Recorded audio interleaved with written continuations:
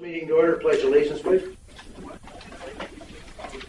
To the flag of the United States of America, and to the republic for which it stands, one nation, under God, indivisible, with liberty and justice for all.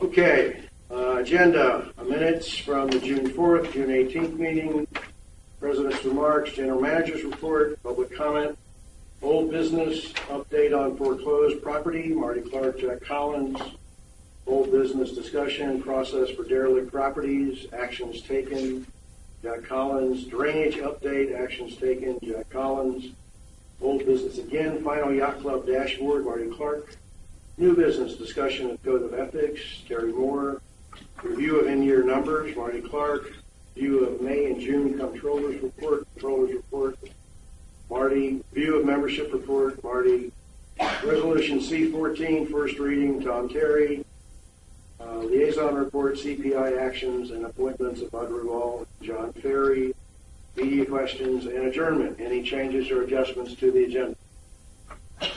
Now, because I understand that Bob is whoever raises the flag. 2, 3, 4 of new business, I'm assuming is in Bob's general manager. I can't hear you.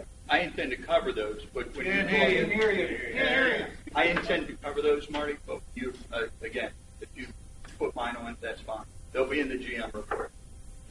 Can you hear me now? Yes. Really? You can't hear me? Barely. I usually talk too loud. Am I okay? Yeah. Okay. Any other changes or adjustments or questions? The agenda is accepted. Okay, moving first to the Wednesday, June 4th work session minutes. Any changes or adjustments to that? Yes, sir, Mr. President. Yeah. We're on the last page, and at the bottom of the first paragraph, Yeah. it says Mr. Collins said that. He is not a lawyer? Yeah. So we depend on Joe. I think I said Joe Moore. It sounds a little bit more professional, and he doesn't keep up out of trouble. He keeps us out of trouble. Okay. He's us. All right. Yeah. All right. Anything else? Yeah. At that meeting, I read into the record and I want to put it into the record, and if anybody needs a copy of it, Michelle will have it. There was a email, memo, letter, whatever the heck you want to call it, from Joe Moore concerning, and it was dated, excuse me, let me my glasses. It was dated November 9, 2007, and it outlined some procedures in dealing with derelict property. So I want to put that into the All right. We'll note that as a addendum to the minutes and put them on record. Thank you. Any other changes or adjustments? I have a question on the first page, M2 policy discussion, the sixth line at the bottom. Mr. Clark suggested 3 days a week for 3 months for $3,600. Marty, I'm not sure what that was. I'm not either. I don't know what you're reading. I thought, Marty, it was a gatekeeper, wasn't it? Yes. It's a gatekeeper. Sixth line from the bottom, Marty. I think it had to do with someone watching the ramp. So that would be an employee. Okay, all right. I wasn't sure what that was. And then the other question on second page, junk car removal discussion. Sixth line down, starts with the word Battersea that has 4 cars. I think the word should be 4 junk cars that we're talking about, just the number of cars. Am I correct on that? That would be you again, Marty. Yeah. It's junk cars, right? Junk cars. Junk cars. Okay, I just wanted to clarify that. All right, thank you. Any changes? Motion to accept? Second? I'll Those second. in favor? Aye. Opposed? Thank you. Regular board meeting, Wednesday, June 18th. Any adjustments or changes to these minutes? I move to accept. Have a second? All those in favor? Aye. Aye, opposed? Abstain. Abstain. Yours.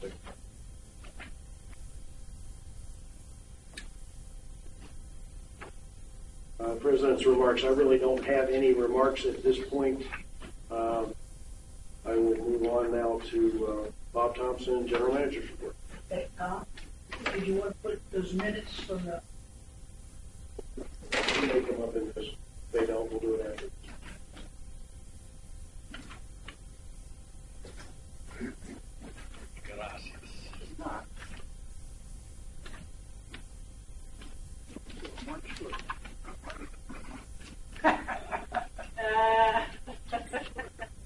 He can have.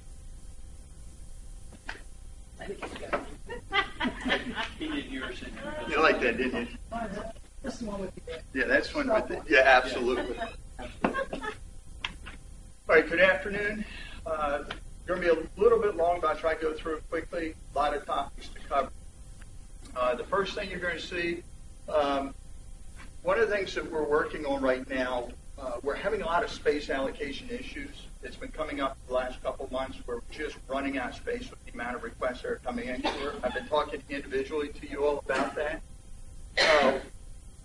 Trying to figure out the use, follow the policy, the limitations we have, the amount of groups that want to use the facilities, what facilities they want to use. It's just with the limited space, the amount of requests we're having, it's creating some challenges. So there's also seems to be some ongoing confusion on who has the right to use what facilities, who has the right to use it free, who needs to charge, those type of things.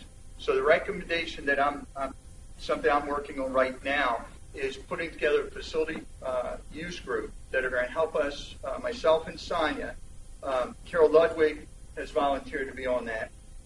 And we've got two others we haven't spoken to directly yet. I'm going to get some help, and we're going to review our policies for the use of all the facilities, make sure how we're doing it is appropriate, how to realign the users, how to identify the users when we're getting new applications from folks, call it either civic groups, community groups, social groups, or somewhere in between. We need to clearly identify where they fit in. And then I'm going to bring that back to the board so you all can take a look at it and decide if that works. And if that's so, we'll go ahead and implement that policy this fall. One of the other things that we're going to do with that group is if that policy is adopted in the different use and fee structures, all those things are going to be looked at. Then when an application comes in and someone's claiming to be a charitable group or any of the groups, we'll route it through that committee to determine which of the categories they fall in. Okay? So that's what we're working on right now. Marty? is the starting point going to be the resolution that's in existence now? Yes, we're MO2, okay, already has some policy information in there, but because of the change of status, it doesn't quite get into as deep. You're looking at 501(c) or 501(c)(3), 4, or you're looking at some of the other types of committees, groups, organizations. It's creating some uniqueness. And in addition to that, with the limited space with the amount of folks, we're going to have to make some determinations how we want to move forward with it. I'm going to ask for help on that once we get that ready. Any questions about that from the board? Nope. Okay. Manklin Meadows Complex. I went in depth on this, not to belabor it, but there seems to be some things that went sideways. And I wanted to bring the board up to speed because you all received in the last 3 or 4 days a lot of emails and phone calls, and I think I figured out where it was. But let me give you a little background so the board can at least be caught up on. First, we began meetings back in the fall of 2013. I think most of you are aware of that. Those meetings included the TAC folks, a couple folks from the TAC committee, Dale Ash and John McNoll. Dale, as you all know, has been the chair of the Tennis Advisory Committee. John McNoll is the president of Ocean Pines Tennis Club. We had Frank Kramer and Julie Wolf, who were the designated folks for the pickleball, and then platform tennis were Mike DeFito and Scotty Wheatley. Now, there have been other people that have attended these meetings, but we started back in the fall, and that's also some of what we used to build the budget. We had input from that group. As you know, this week, you all, or I guess last week, Tom included information in the board packet moving or recommending a move from TAC to a racket committee, which is inclusive of all three. So all year we've been trying to work down that path to give pickle and platform more of a voice at the association level and not just tennis advisory committee. We've had our bumps getting that set up, but the team was working real well together up until this last week. Goals was to give each sport equal voice, grow the membership of each sport. One of the things when we first started talking about this was folks will play tennis and then move over to pickle or platform or vice versa. There's a lot participating in both sports. The activities are similar in nature, involving racket, net, movement on court. So it made sense. We also wanted to create some synergy between the sports and not just focus on one, i.e. tennis, when the other two are growing as rapidly as well. And then in addition to that, working with Dave Marshall, he has managed all three activities at one location before. So he gave us a lot of good insight on the overall management of what Tom's going to be talking about today, the new RAP committee as we move forward. December 16th, and this is important because there's, again, confusion out there, and I went back and looked at all the notes to make sure I clarified it. December 16th, we had a meeting. Basic principles by this group decided upon. Priority order. Pickleball courts were the #1 priority for this year. Expansion of platform tennis courts would be the next priority. The third priority becomes clubhouse replacement or renovation. When we did that, the determination wasn't by me, it was by the collective group. Here's what we're going to do to A, make this area work better, B, deconflict some of the things that were happening. Example, with the tennis courts right now, which were fully used and occupied, as the pickle has started to grow, we've had to move the pickle folks down there to start playing on the tennis courts. This was something that came up to board level when we talked about painting the courts. So we've painted a couple of the courts, which then limits some of the tennis activity. So there's a combination of things that have been happening.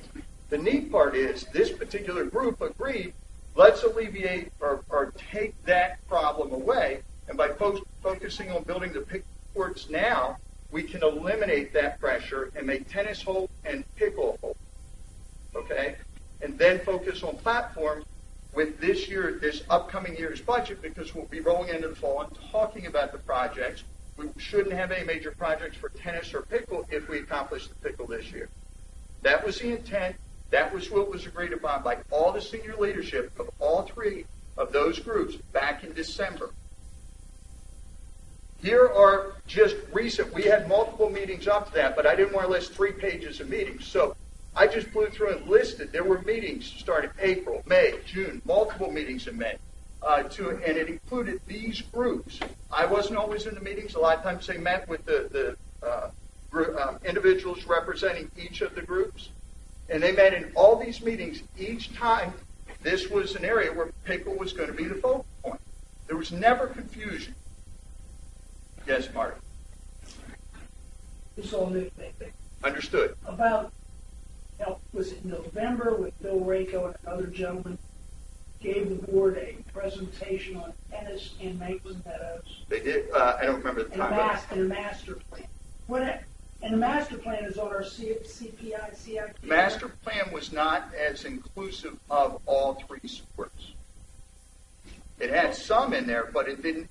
The group had not met enough to determine what their long-term needs were. So we haven't done a master plan. We have. I seem to think we're pretty close to it, but my intent was to have it for you all Friday and bring you the information so we could take action on it. But because things went sideways this week and I couldn't get an audience with the leadership of one of the groups, I decided to hold off on requesting any action on the board and just bring it as an informational item. And then we can decide how to move forward after the meeting. When can we get an master plan? In a few minutes. It's coming. Okay? So these took you so long. Told you I'd try to go quickly through. Maitland Meadows Complex, group discussions led to pickleball was the priority. What it did, again, freed up tennis courts, gives pickleball their own courts because they're rotating around on other courts, and then focus next year's budget on platform. This was decided in those group meetings. And I have representatives from the groups that can speak directly to that if we need to. Plan was drawn up and presented to me separate. They went and drew a plan up. Tim Lawn has been very helpful. He helped with Bill Raker when they drew the plan up before. They drew a plan up, and Tim, Sonia, and Jerry Avetta set up a time to meet with me and go over what the initial plan draw was. I didn't have anything to do with how it was drawn up.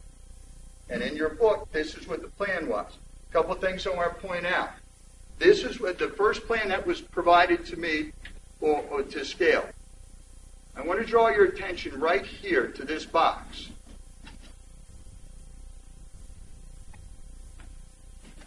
And it's on your sheet, this box. I got you. That's the existing playground. So to create pickleball courts right on top of the existing playground and then shrink the playground to about half the size that it is now didn't really make sense to me when it was presented to me. Okay? In addition to that, they were asking in this part of the master planning, to have 9 courts put there. They didn't understand what the rationale behind the 9 courts were. I did like right here, there's a flagged parking lot right there. It's on the plan, okay? By making it rectangular, we can pick up a lot more parking right over there. Same area, same location, just pick up some additional parking. And one of the things, the plan was right here, this yellow line, was to add split rail fence along the roadway there. Because once cars start parking along that roadway, and we know there's playground right here, kids tend to go across the street either to the dog park, the ball field, or over here to the basketball court. It's hard to see little kids come in between them. So adding the additional parking allowed us to alleviate some of the roadside, because they'll park on both sides, alleviate the parking on the side of the road. That was the plan. Top left of the sheet as I'm standing shows the proposed platform tennis that were initially talked about. All right, any questions about the initial plan? Now, this yes, was... I do. Yes. When Bill Rako and his team and Tim and everybody put together the original outline of what was done, as I remember it, it wasn't acceptable to the county because part of the land that they were trying to use was not usable according to the county, right? Well, what happened? What's the story around And I can't remember the exact plan, but I can show you where it was. Initial, this area here. Okay, draw your attention to this. That's the area where the drainage actually flows. If you remember, for years, we had problems on these back courts, water, also up in the platform area, water between the two. We had years of problem with water coming up, problems in there. So, I guess it's 3 years ago now, we set out to figure out what to do, mapped everything out, and figured a way to redo the swales, redo the drainage through here. And it actually disrupted tennis for a period of time while we were trying to get that done. But it ended up solving the ongoing problem of standing water all around the complex.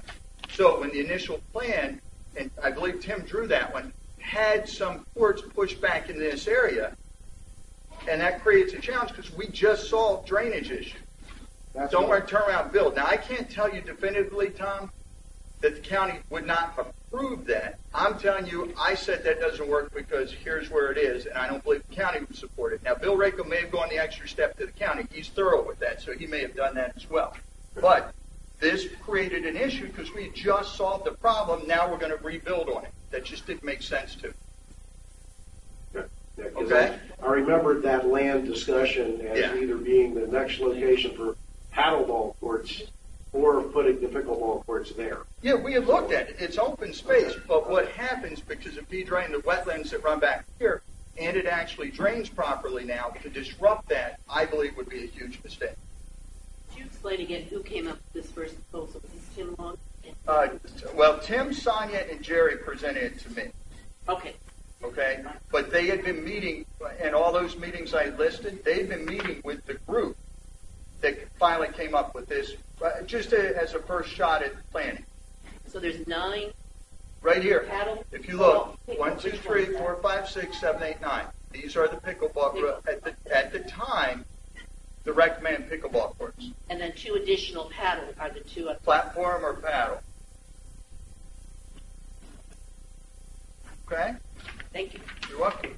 So, I had some questions. I actually, I couldn't see making this playground half the size, and my question was, initial request was for 4 courts. Now the presentation to me was for 9 courts, and it was, well, we can scale it down. This would be long range plan, and then we could build, 4 of them to start, and to build some more later. I understood that. So, asking them to go back, reduce the pickleball courts by 1, because that middle court, when I asked the question, from a viewing and playing, what does that middle court do? It limits, if anybody wants to watch them play, it also, the need for 9 just didn't seem as relevant.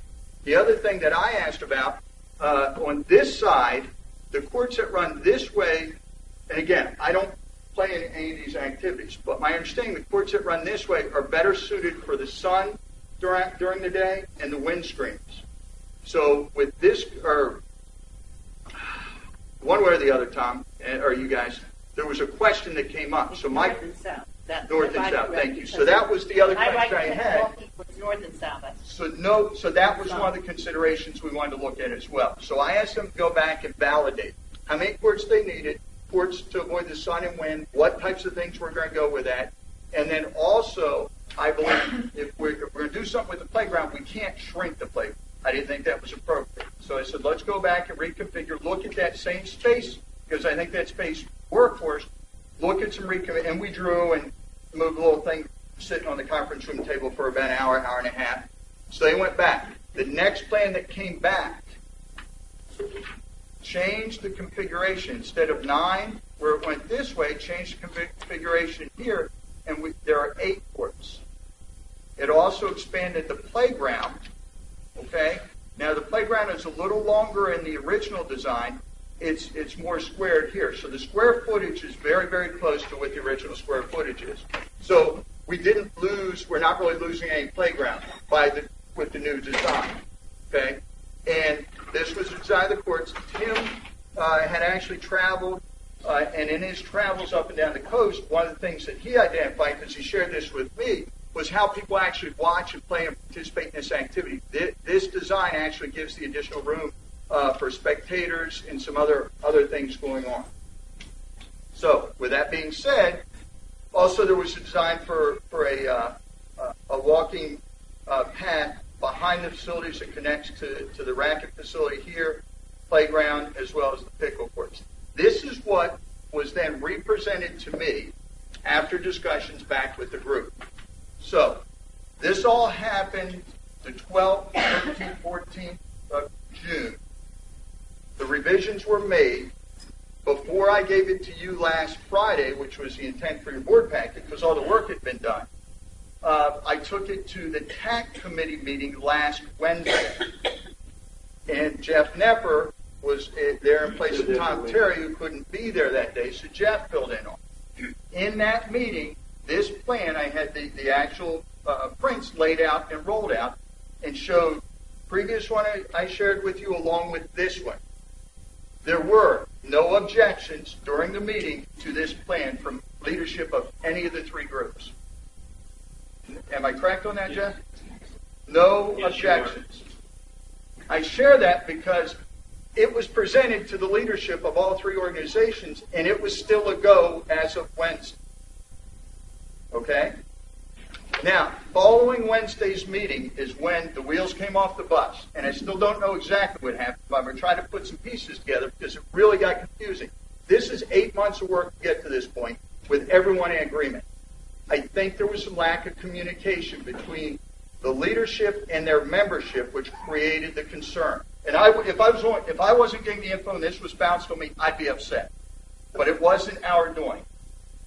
Jack? I have a question for Tom. I'm finishing my first year here, and I want to make sure I got this right. This is an advisory committee. Well, we the TAC committee, which was the Tennis Advisory Committee, about 1.5 to 2 years ago, an effort was made to start inviting platform tennis folks and pickleball folks to attend the meeting, to participate as a migration, if you will, to this concept of a 3-racket sports center.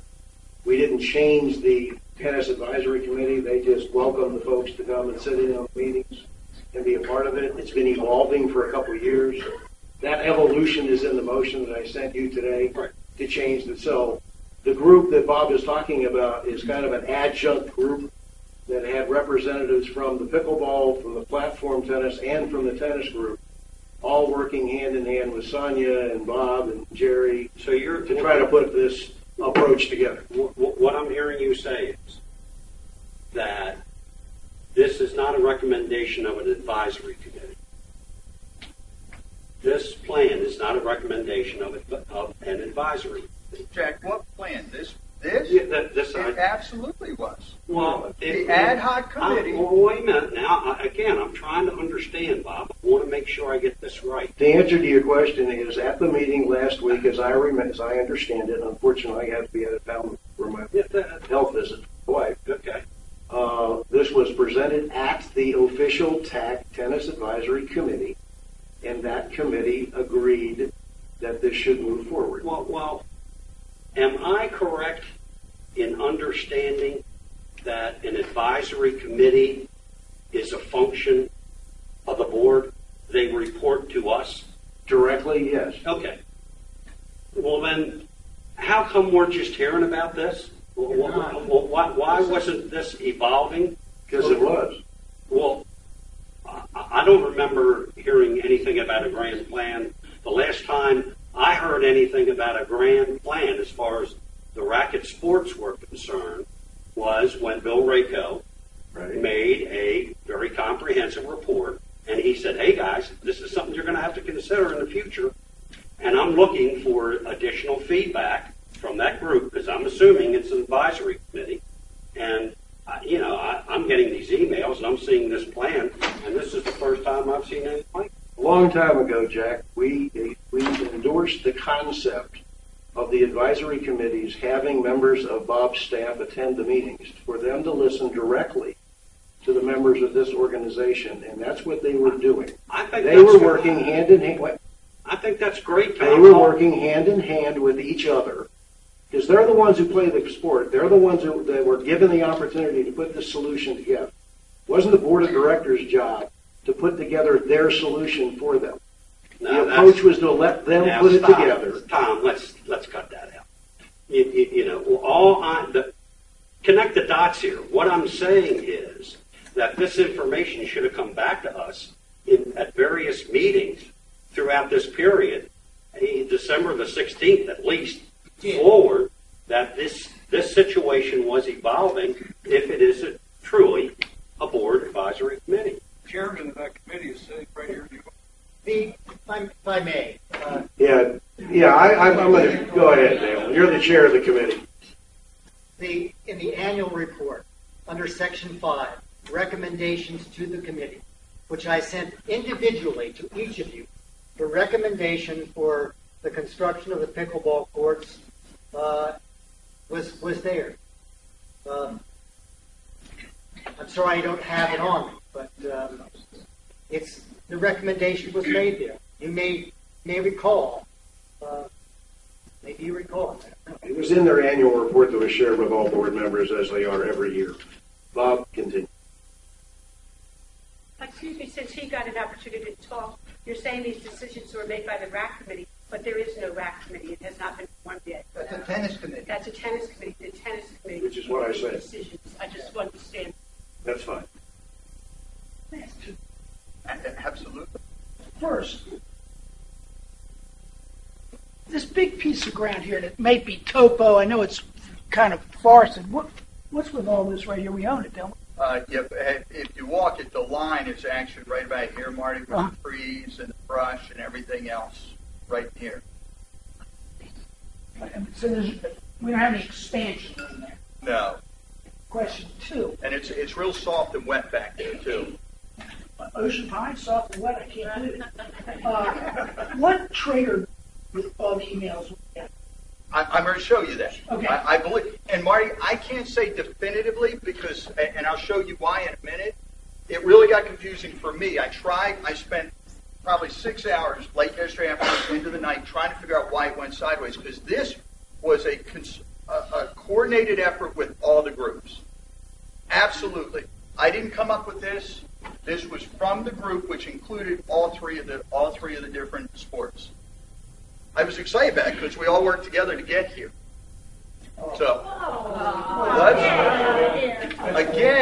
again, I'm reporting to the board with accuracy, and I'm going to show you why that's accurate.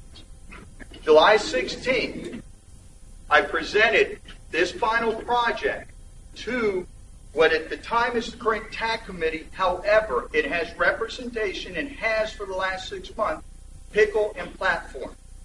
They were there at the meeting, and they've been at the meetings because all activities are down in that area.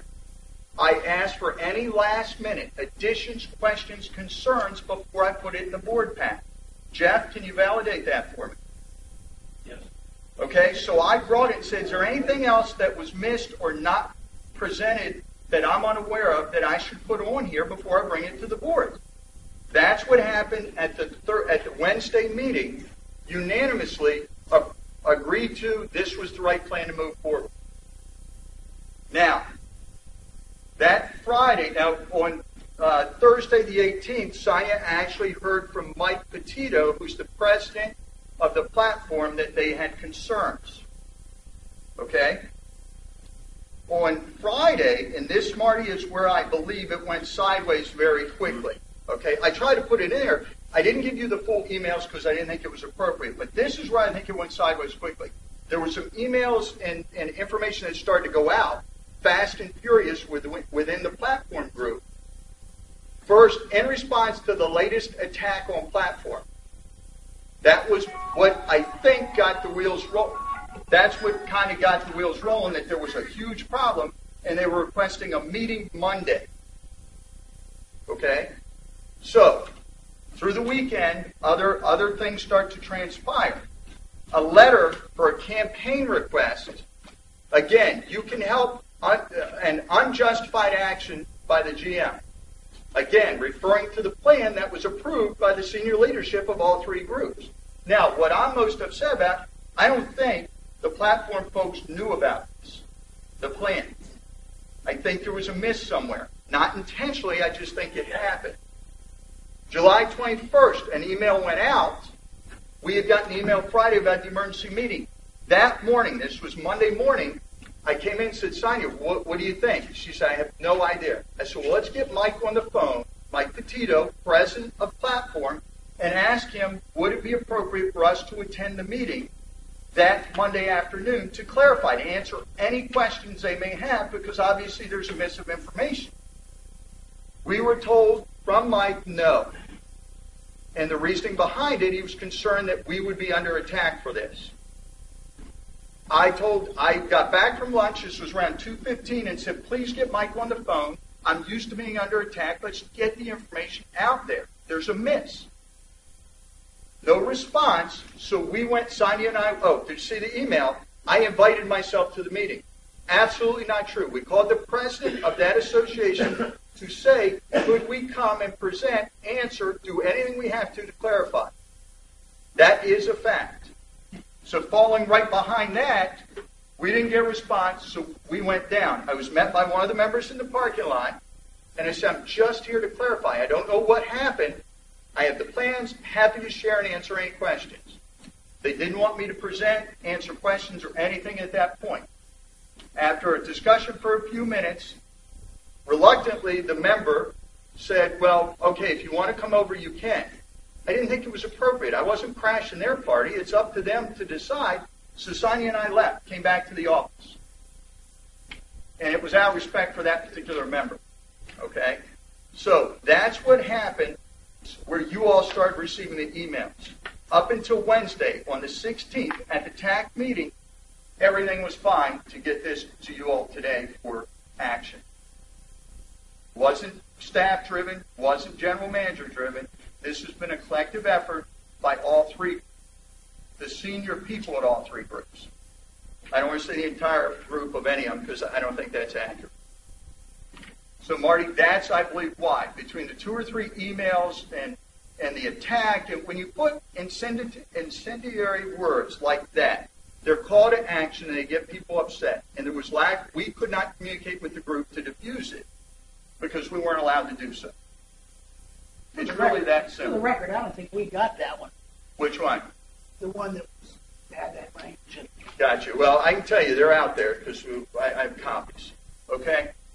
So that's where we are. So I think that's why and usually I don't get in that much detail, but I've spoken to 3 of you in detail over the last 3 days about this. That's the best I can do to put together what happened. I'm not real sure because up until Wednesday it was running smoothly.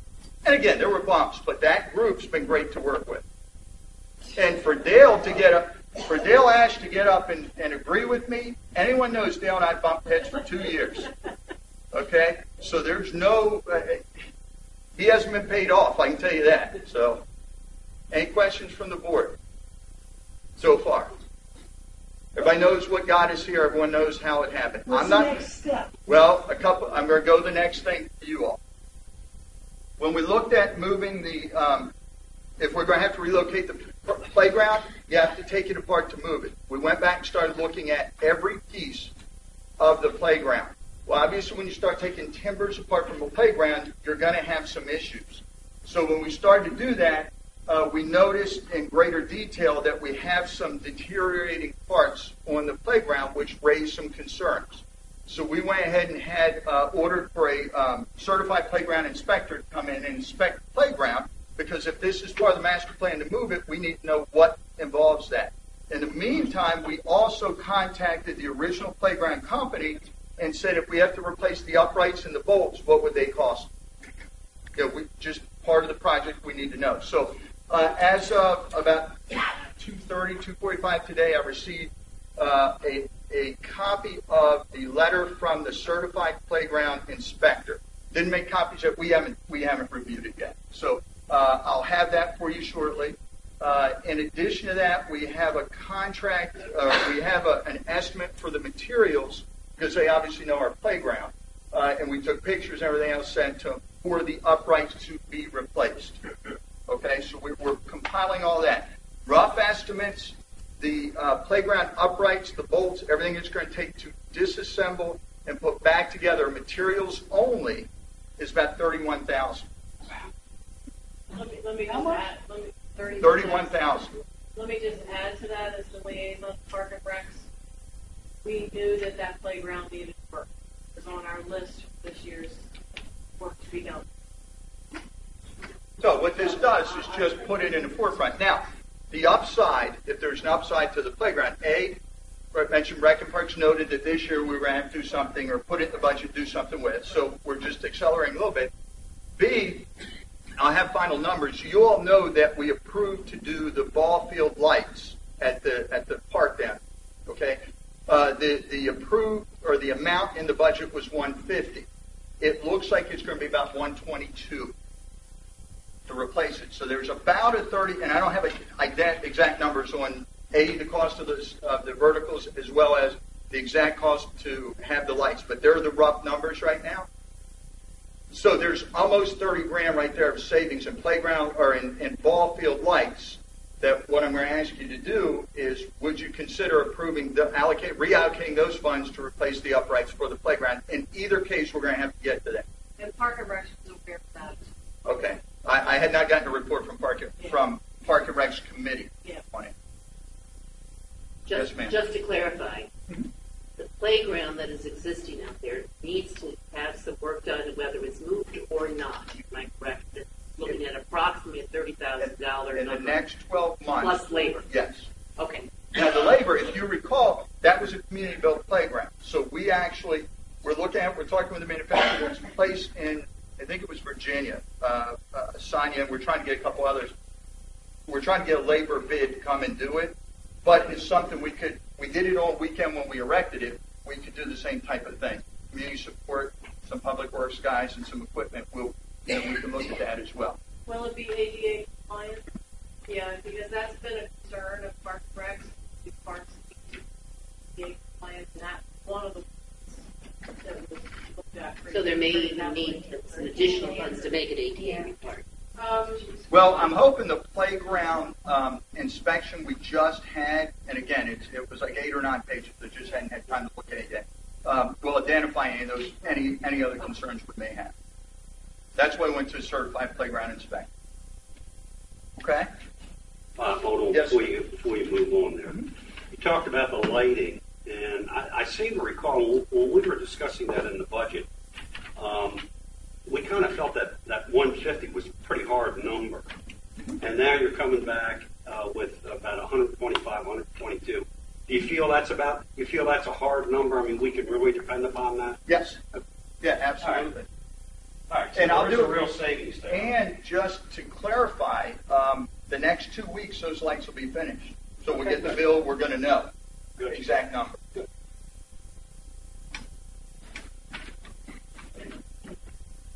Okay. This was, and again, I meant to move this to an earlier slide, but when we started the budget, that's when we started combining 3 entities and started pulling groupings together so we could get input from all 3. Yes. You said the lights are almost done. That bids and that was We did. question. Yeah, we did. Sorry, Yes, I we don't did. hear you.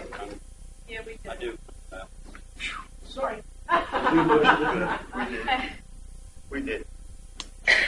Back up. Back up. The capital items included in the budget that we just passed were 2 platform courts and 4 pickle courts, I believe, for $135,000, right? Correct. That's absolutely correct. So that's what was in the budget. Yes. And at the Swim and Racket Club, replacing existing tennis courts. Is a replacement reserve, not new capital. We're going to build them at Maple Meadows. That's new capital. Well, it also depends. You can talk to the accounting, not our internal, but external accounting about that. If you're replacing courts, if it's on your property, it can be, and this came up, I'll give you a great example. When we moved the yacht club from here to here, that was the big argument. It's not the same spot, not the same club. It can't be replaced. It can be, and that's how it was recorded. Same thing with, I asked that question from the budget side of the house because I wasn't 100% sure. And the information I got back was, yes, it can be replacement because you're replacing courts for courts, even if it's a different location. Again, I'm just giving you from an accounting Q&A. From the director, can we get that writing from our accounting firm? I can add it, sure. Replacing non-existent pickleball courts, non-existent platform tennis courts with replacement reserves for 4 tennis courts at the Swim and Racket Club. I can't make that neat. Okay. The issue for me was, although Marty's point's well taken, because I had the same questions. And they were covered during the budget. What? Please understand, it's not they were covered extensively I got during that. the budget process. That's not new. Still have accelerated over R&R in some places, but that's okay. I can get past that. The 135 is still sitting there. What are we going to do with it? Well, that's what you're going to decide, not me. Yeah, well, yes. My recommendation is stick with the plan that's been 8-9 months in the works, but you all get that. I'm not making any decisions on that. Clarify, 135 is the budget for 2 platforms. Correct. And when you say the plan that's been in the works for 8 or 9 months, are you talking about the plan I've had in front of me for 8 or 9 minutes? Well, it's more than 8 or 9, but yes. Well, this plan I've never seen. I've had this budget book. I sleep with it, and it doesn't have any mention of 6. Again, a budget, and please understand, again, you move emotion, you think long term, you try to do what's right for the entire association. That's all. And that wasn't I'll meant. vote for a master plan right away. I know that. We I know need a that. master plan. Yep. Otherwise- And that's what we're looking at for that whole area. If you remember last year, I said we're mapping that whole Macklin Meadows complex so we can get smarter and not just keep plugging things in. And now there's some conflicts. How do we remove that and think long term? That's what we're trying to do. Okay. Okay, some other things with platform, just because, again, part of the Q&A over the weekend. The platform tennis folks worked hard to receive a grant from APTA. Okay, they did that on their own. They talked about, came to us, said, hey, we want to apply for a grant, which was great. That platform and people are rapidly accelerating, nationally as well as locally. Okay, they're both, and that's part of what's kind of got us all put together where we are right now. Those two activities are growing very, very quickly across the country. They applied for a grant through APTA. They were approved for a grant for $5,000. I believe they had 9 others that had requested the grant, at least the literature I saw, and they actually received. They being the APTA gave the grant to the Ocean Pines Platform Tennis Club for $5,000. It was approved. There were 5 stipulations with that, or 4 stipulations that first came out. I don't think I printed that. Basically, of the 4 stipulations, there was only one, which was stip 2, that I was worried about. And it said that the courts had to be built as proposed in the plan. I didn't see the plan, so I can't sign off on what was sent that was approved if we didn't. I assigned you, she didn't see the plan. So from the staffing side, I don't know what was submitted to get approved, so I can't sign off and say, yes, this is a go. We should raise that question, said, need some help with this. What was submitted? Because part of the grant is to build what was submitted. Moving forward from there, received an email from Mike Petito on 24 June with a change to one of the STIPs, which was an improvement. Instead of must join APTA, the APTA agreed to encourage membership in APTA, which is awesome, but it wasn't one of the 4 STIPs that was on the original approval letter. So now it's even more confusing to me, and I'm going, I need some help. I don't know what was submitted. I don't know why we're waiving something that was never on the stipulation sheet. Again, confusion that we're asking for some clarity on. Could not get clarity. Who submitted? The APTA submission was by Mike Petito, and I know he had help from other tennis or other. Yes, sir. We haven't seen it? I have not seen the submission form. No, sir. Asked to see it? I have asked to see it. This was a copy of the letter from the email where they for the grant. These were the steps, and I was looking for the actual letter, but here it is, and they're in your file. That you will accepting financial award from APTA. That's good. Scope of the project will not change from the original submittal. I don't know what that is. That's step 2 I'm referring to. Project will begin between May 14 and May of 15. The 2104 is actually 2014. And please review, sign, and submit post-award requirement agreement. I'm guessing that's where the... Okay, let's see if we can't settle this piece of it at least, because I remember receiving an email with some attachments to it, which I forwarded to you. We all know and love our 365 email system around here. I don't know if that included all of the applications with the designs. Did you receive that? This was from that email, Tom. That was what we got in the email. I pulled that right off the email. Yes, sir. Let's move this one along. We need to get our hands on what it was we sent in. Okay, but that's what needs to happen. Let's get hold of my email. Okay. Let's make sure we get that one so we can at least. It's not that we don't want the money. We got to know what it was we applied. There's nothing here that's. I mean, the scope of the project's not changed. I'm assuming that they didn't show this thing being filled with the beach club. I have no idea. But you can't assume. How can I assume? We don't know. How can we Let's agree? look at it. Well, that's what he said. What I just said. asking That's what I for just it. said. Tom's saying we need to see it. We knew they were going to do it. We knew because they were talked doing about it. it at that big meeting. Right? We knew they were going to do it. Okay, so let's move that one. Okay, does that? If you're done, I'm not done on this one. Well, it's your meeting. I'm Before doing you go to the dishes. Okay.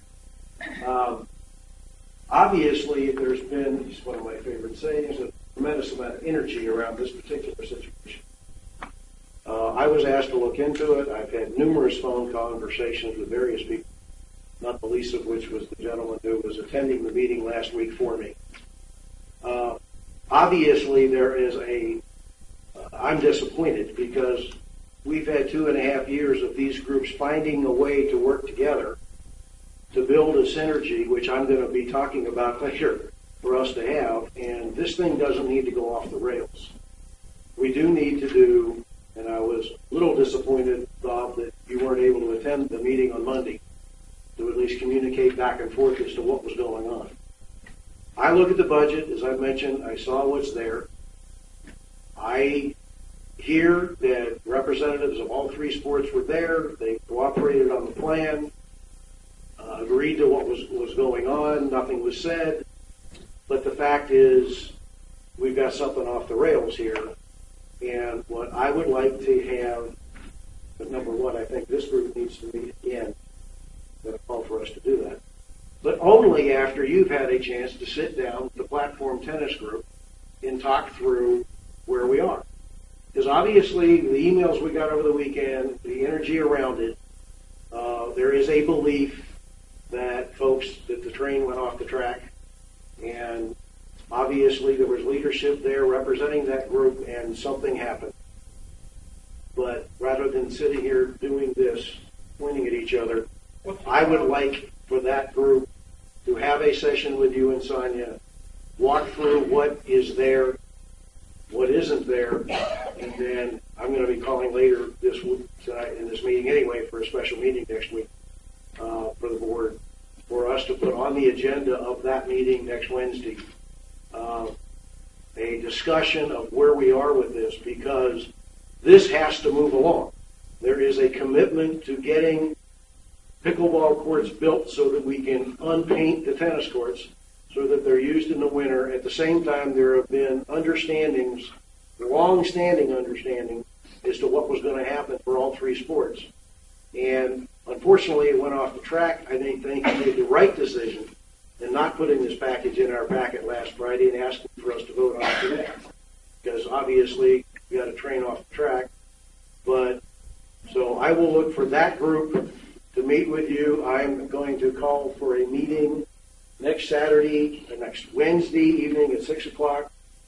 There are 3 topics at that meeting, one of which is going to be this, one of which is going to be the objectives for our general manager for this current year, and then a working closed session for us to evaluate our general manager for the past year, which I'm going to from everybody on that. So we will meet next Wednesday unless I hear a huge objection. We've got people going out of town. We could do it Tuesday as opposed to Wednesday if that's better. Either day. Which does Wednesday work for everybody or not? I know. Is that's not good for you? No, and I didn't hear my count. So just pick a date and I'll try. Is Tuesday okay? What are the 3 items? I got to check. What are the 3 items? It's the current objectives for this current year, which we have to finish up. Go with the existing. Evaluation. And the evaluation is after and this topic. Right? Yeah. Yeah. Because we got to get to the county and get this thing moving. Well, tennis would be 12. No, that's open. No. I mean, in fact, the objectives is in an open session. The tennis discussion is an open session.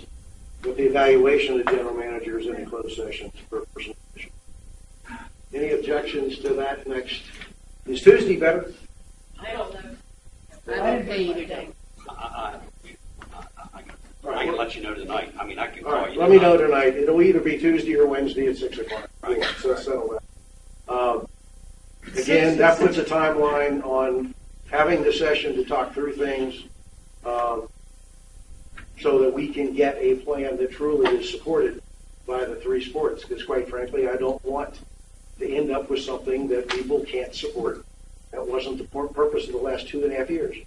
So, and that's kind of where I am on this before we move on. Any other comments? Yeah, I think next Wednesday, Tuesday, week next Wednesday, just absolutely not talking about this tennis thing. We need a master plan. Without a master plan, we could do something in September that we would absolutely wreck in 6 months. When you're referring to a master plan, I'm assuming you're referring to what was on the screen. No, I don't know what that is. I can't read. You know, Plan of the whole Talking about a the complex. I want to know about the brackets. pickleball courts and 2 platform courts. I want to know about what we're going to do with it now to the end. From south entry, north entry to the point. We've got stuff in the CIP, CPI, whatever you want to call it, bracket stack for the next 3 years. Well, that has. What's the I'm goal? sorry, guys. We're not going to derail three teams working together very nicely for 2.5 years to try to figure this out. We're not going to derail this entire thing. Derail what? We just started talking about it 20 No, minutes they ago. didn't. Their proposal can come to us and we can review it. Obviously, they're really clear on what they're talking about by the 9 emails I got this morning. I think that makes sense. Okay. I have a question about this proposal that was supposedly agreed upon by several of the leadership. Not supposedly, It was, okay, agreed upon by several of the leadership. It included the 2 paddle, and it included the 8 pick. No, ma'am. No, it just included the 8 pick. Only kickball court. Okay. Correct. All right. The 2 paddles showing there are future. Future. Okay. Correct. All right. Let's move on to drainage. At least that's what's the next slide in my hand. Okay, drainage. We had a meeting recently with the drainage group. Jack attended. This was actually. By the way, you handled that very well. I want to compliment thank you publicly. Thank you. We discussed some minutes from the previous meeting. We went through a lot of different areas on drainage. Where we are had a discussion around the room from different players that had some different input. Bottom line, 2 things I want to make sure I brought to the board. One is Commissioner Bunning, Bobby Shockley at the county, Eddie Wells, and I are going to be looking at 2 of the hot spots. St. Mark's, where St. Mark's and everything drains from there and stops instead of crossing over, which is right over here. The other one was Pinehurst. There are 2 areas that create a backup. And so we went through that in some great detail. Commissioner Bunning felt that the plan, his words, relatively easy fix. Now, it's going to be interesting to see what that relatively easy fix is going to be for both. It's something everyone's looked at for a couple of years, but we're taking a look at that. And in the next couple of weeks, that's going to be a priority for the 4 of us. And then we're going to schedule another drainage meeting with the potential solutions and talk about that with this particular group. Okay? The new drainage crew, and this is just to update the board, are up and running. Here's just some quick slides. They've been going through section by section and mapping out every part of the sections. Okay? And they're identifying every ditch, every stormwater management area in each section, taking pictures of it, putting it on the spreadsheet. Some of it is manual cut, some is equipment cut, some is a combination. Some of it is, and you'll notice this, it's been very dry in this particular area. Even though it's dry, it still holds moisture, so when the equipment goes through, it creates some issues there. They're identifying everything with their drainage system as kind of the first steps to making it well. The other thing is there are areas within the community, and I put a couple up here, where the homeowners maintain it. We've identified those areas as well. We'll still check on them, but we're just kind of doing our checks and balances. First way of solving any of these issues is identifying what we have. Second thing that's occurring is all of the ditches and swales are being cut, either by hand or by mower or both. The next thing that's going to cut, and we've received, and I think you all have seen them, some people have been upset that we're clearing ditches that they'd rather have the whatever is in the ditch to give a break between them and their neighbors. So it really becomes a no-win. Either you leave it or you don't. We're after it because that's what the board wanted to have done. So it's getting cleaned up. Next stage, once all the ditches are cut, mowed, that is going back through and actually bringing the equipment in to cut trees. Some of them had trees over it, some of the larger pieces. We're going to backtrack and try to get those tackled as well. So it's going to be, remember, 70 miles of roads gives you about 140 miles plus of drainage ditches when you look at ditch on both sides of the roads. A lot of work, but the team's at it. We have a new truck in, we have our crew in, we have the sewer machine, so everything's moving right along there. Jack, did you want to was there anything you wanted to add about that meeting or about anything we talked about? No. I did take some copious notes, and what I'll do is I'll get them typed up, and Bob and the committee reviews them, and then I'll put them in your packet so you know what's going on. Thank you. Okay. Next topic I want to cover is CPI. This was the hot one that the board asked me to go back and take a look at and go through. Here are the steps I occurred between last month and this review. Went back over Resolution M01 and the declarations and the DRs, declarations of restrictions. Meetings with Joe, as well as discussions with Chris Woodley. Here are some of the things that I want to make sure I distribute.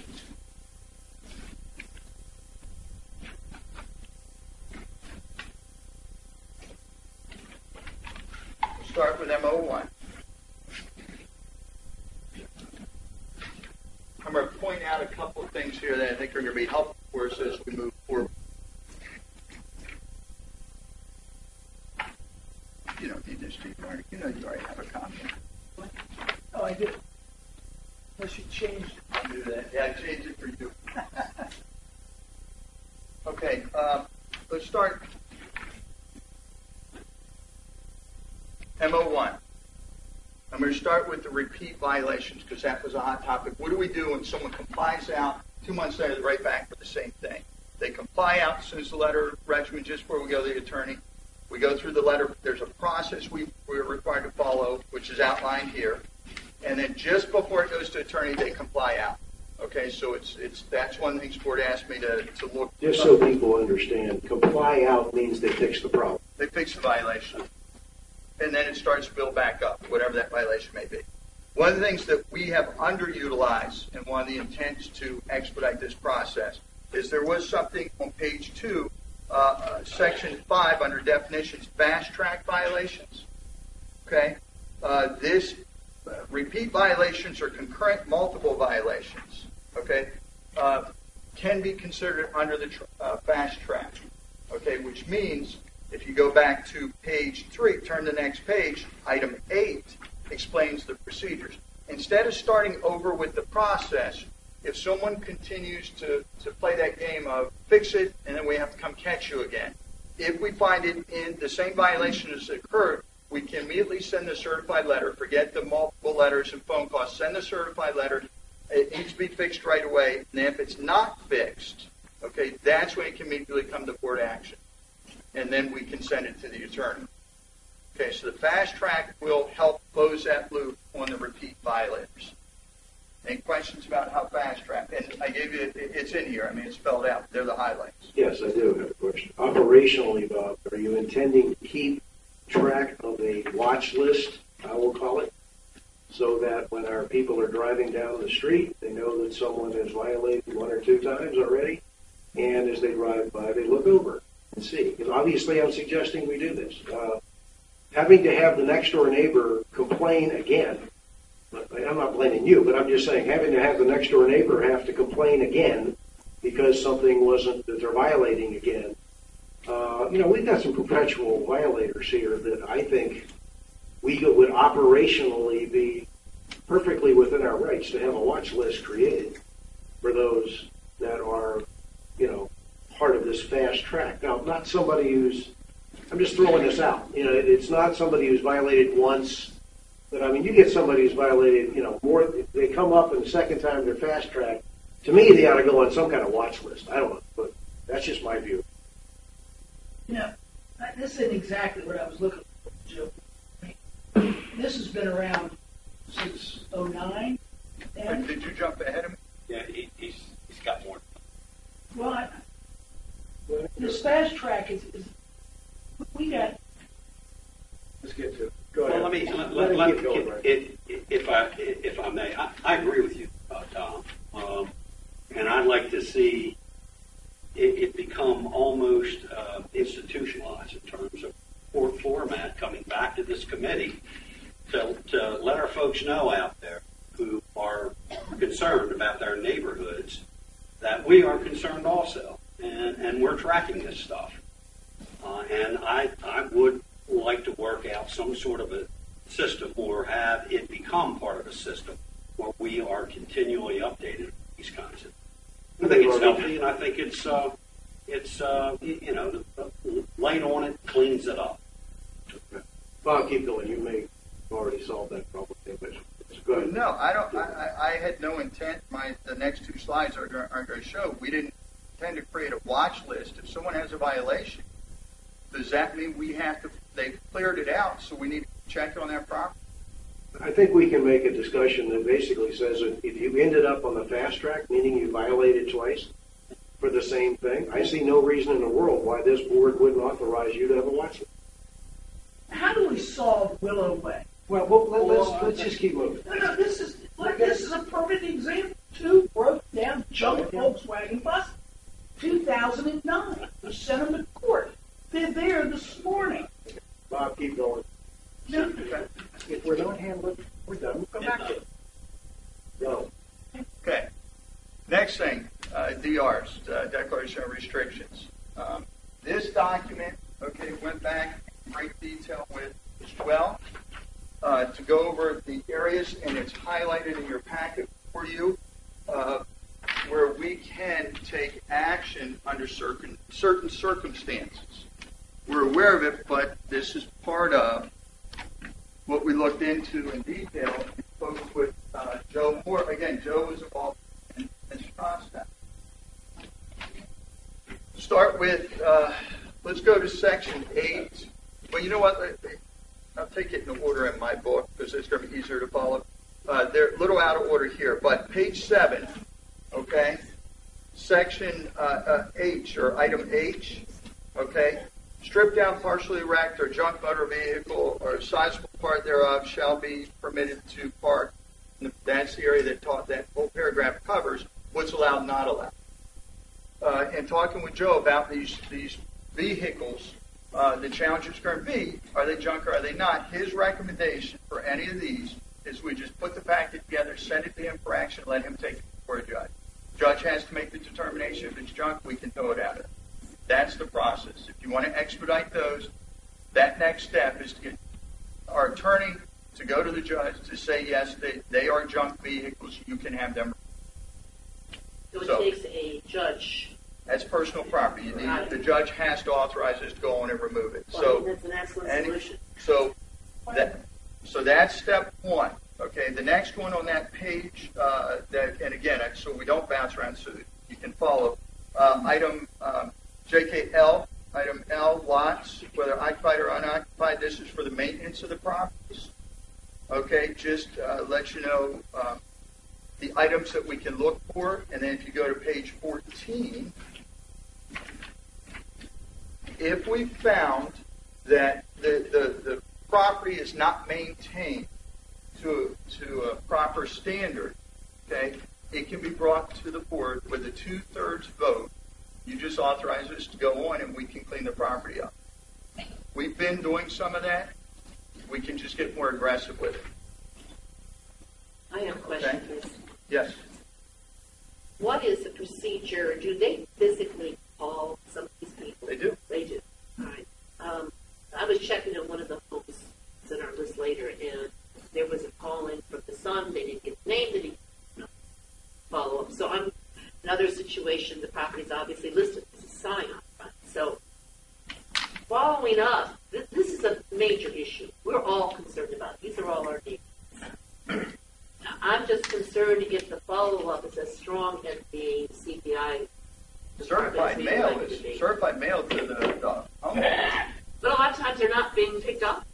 Agreed. They're avoiding it. So phone calls to me sometimes Make seem phone to calls. make more Your sense. report every time I bring one to you says whether they were contacted by phone or not, whether they were reached or not, and what the we go through this every time. There's a step process we're required to follow, and phone calls are part of that.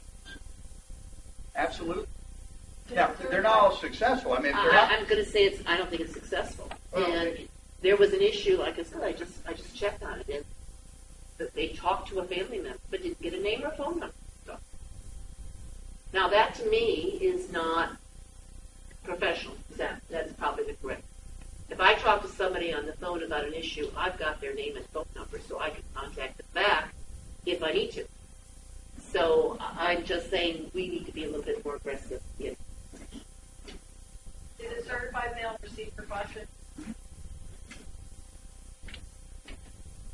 Okay. Go Excuse to. me. Excuse me. Yes, sir. I have a question. These things have been around for a long time. The violations or the DR? No, the DRs Yes, sir. dated 1969. Okay. Okay, so that language has been there for a long time. What's been the reluctance to go do it? We're talking about now getting tough, getting aggressive. Why haven't we done that? The last couple of years, Jeff, hasn't been a hard push. The violations, we're following the process. There's one broken piece we're about to get to where I think it stops. That's the one Joe and I talked about at length, and that's what you received via email Thursday or Friday last week to review.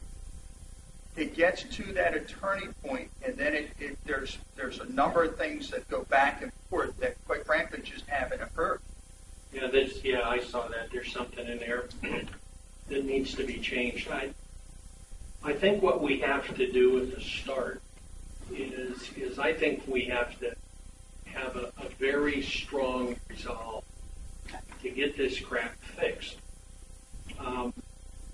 Not necessarily as fast as we absolutely can, but as expeditiously as we do it, recognizing there's an element of fairness in here too. But if we don't have that as a start, then I'm afraid this will sit in. And I don't think the community wants that. I don't think this board wants that. And I think we really need to start there. We're going to get tough. We're going to fix it. And an interesting thing I think will happen. Okay, my crystal ball's broken, so I don't really know. But when you start to do things like that, and people see that you're actually going to do it, it has a cumulative effect, people, and you start to get better compliance. Okay, now it's not always super dramatic, but it helps because people see that if they leave it messy, somebody's going to come by, clean it whether they like it or not, send them a bill, and go through the best process we can to collect it. And that's what we've got to start really doing. So I would kind of like to challenge us to start this with the notion that this is a serious problem. I think it can become a non-problem or a very small problem, but only if we have the guts to go after people very toughly and in as public a way as it's appropriate. I don't want this to be done at the dead of night and the lawn fairy cleans it up. I really want people to know this is what we're going to do. So I think we need to do that.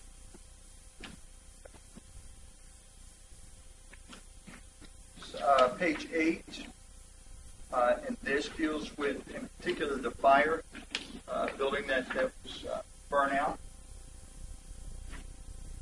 That is the course of action we follow with the when we have a property that's the burnt property, as an example.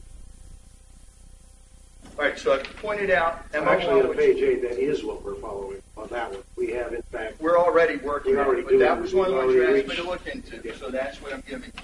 Okay, so we've gone through those two. The last piece, and you all had an email, by the way, I had printed some copies. You can't say I didn't give it to you. I printed it. You all get all the paper. The first thing I hear is I didn't see it.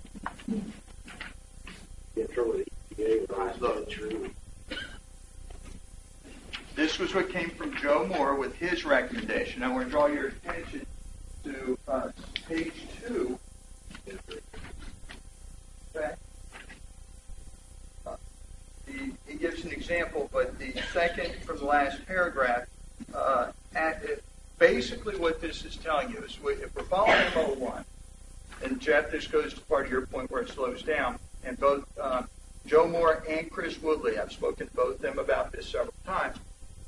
One of the challenges is there's a lot of back and forth between the association, the member, and the attorney. What their recommendation is item 10 on MO1 to actually allow us, once the board votes, to send it to the attorney. The attorney can then continue the process till it's rectified, which means they send their 15-day letter. If nothing happens, they then petition so they can take it to the judge for action without going back and forth with us. And that was Joe's recommendation of how we could expedite this process. When I looked at it, and it's almost fast-tracking the attorney, much like our fast-track, just fast-tracks with them. We're not just telling them to send a letter. We're telling them to get the problem resolved that the association resources could not. So now we're turning it over to you for legal action to get it resolved, whatever that may be. In the case of the burnout house, contact the bank, because it's the situation, which we're already doing on that one.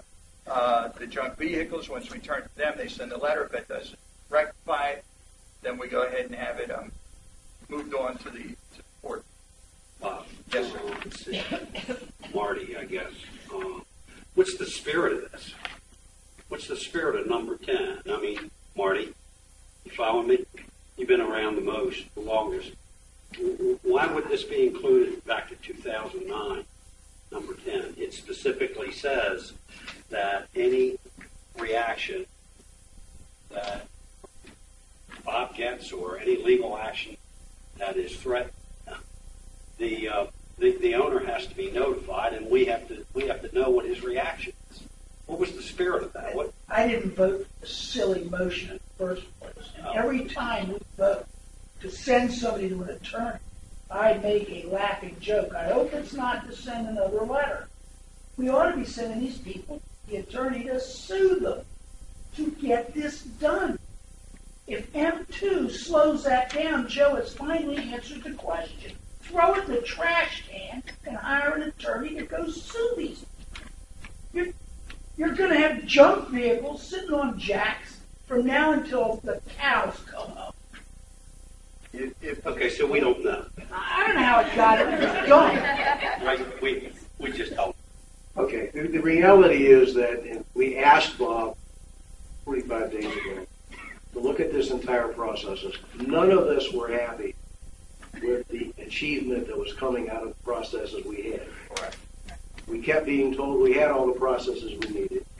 In fact, what has been found out is that we have processes that are in the way of us solving the issue, moving people to the front of the line very quickly when they're violating more than once.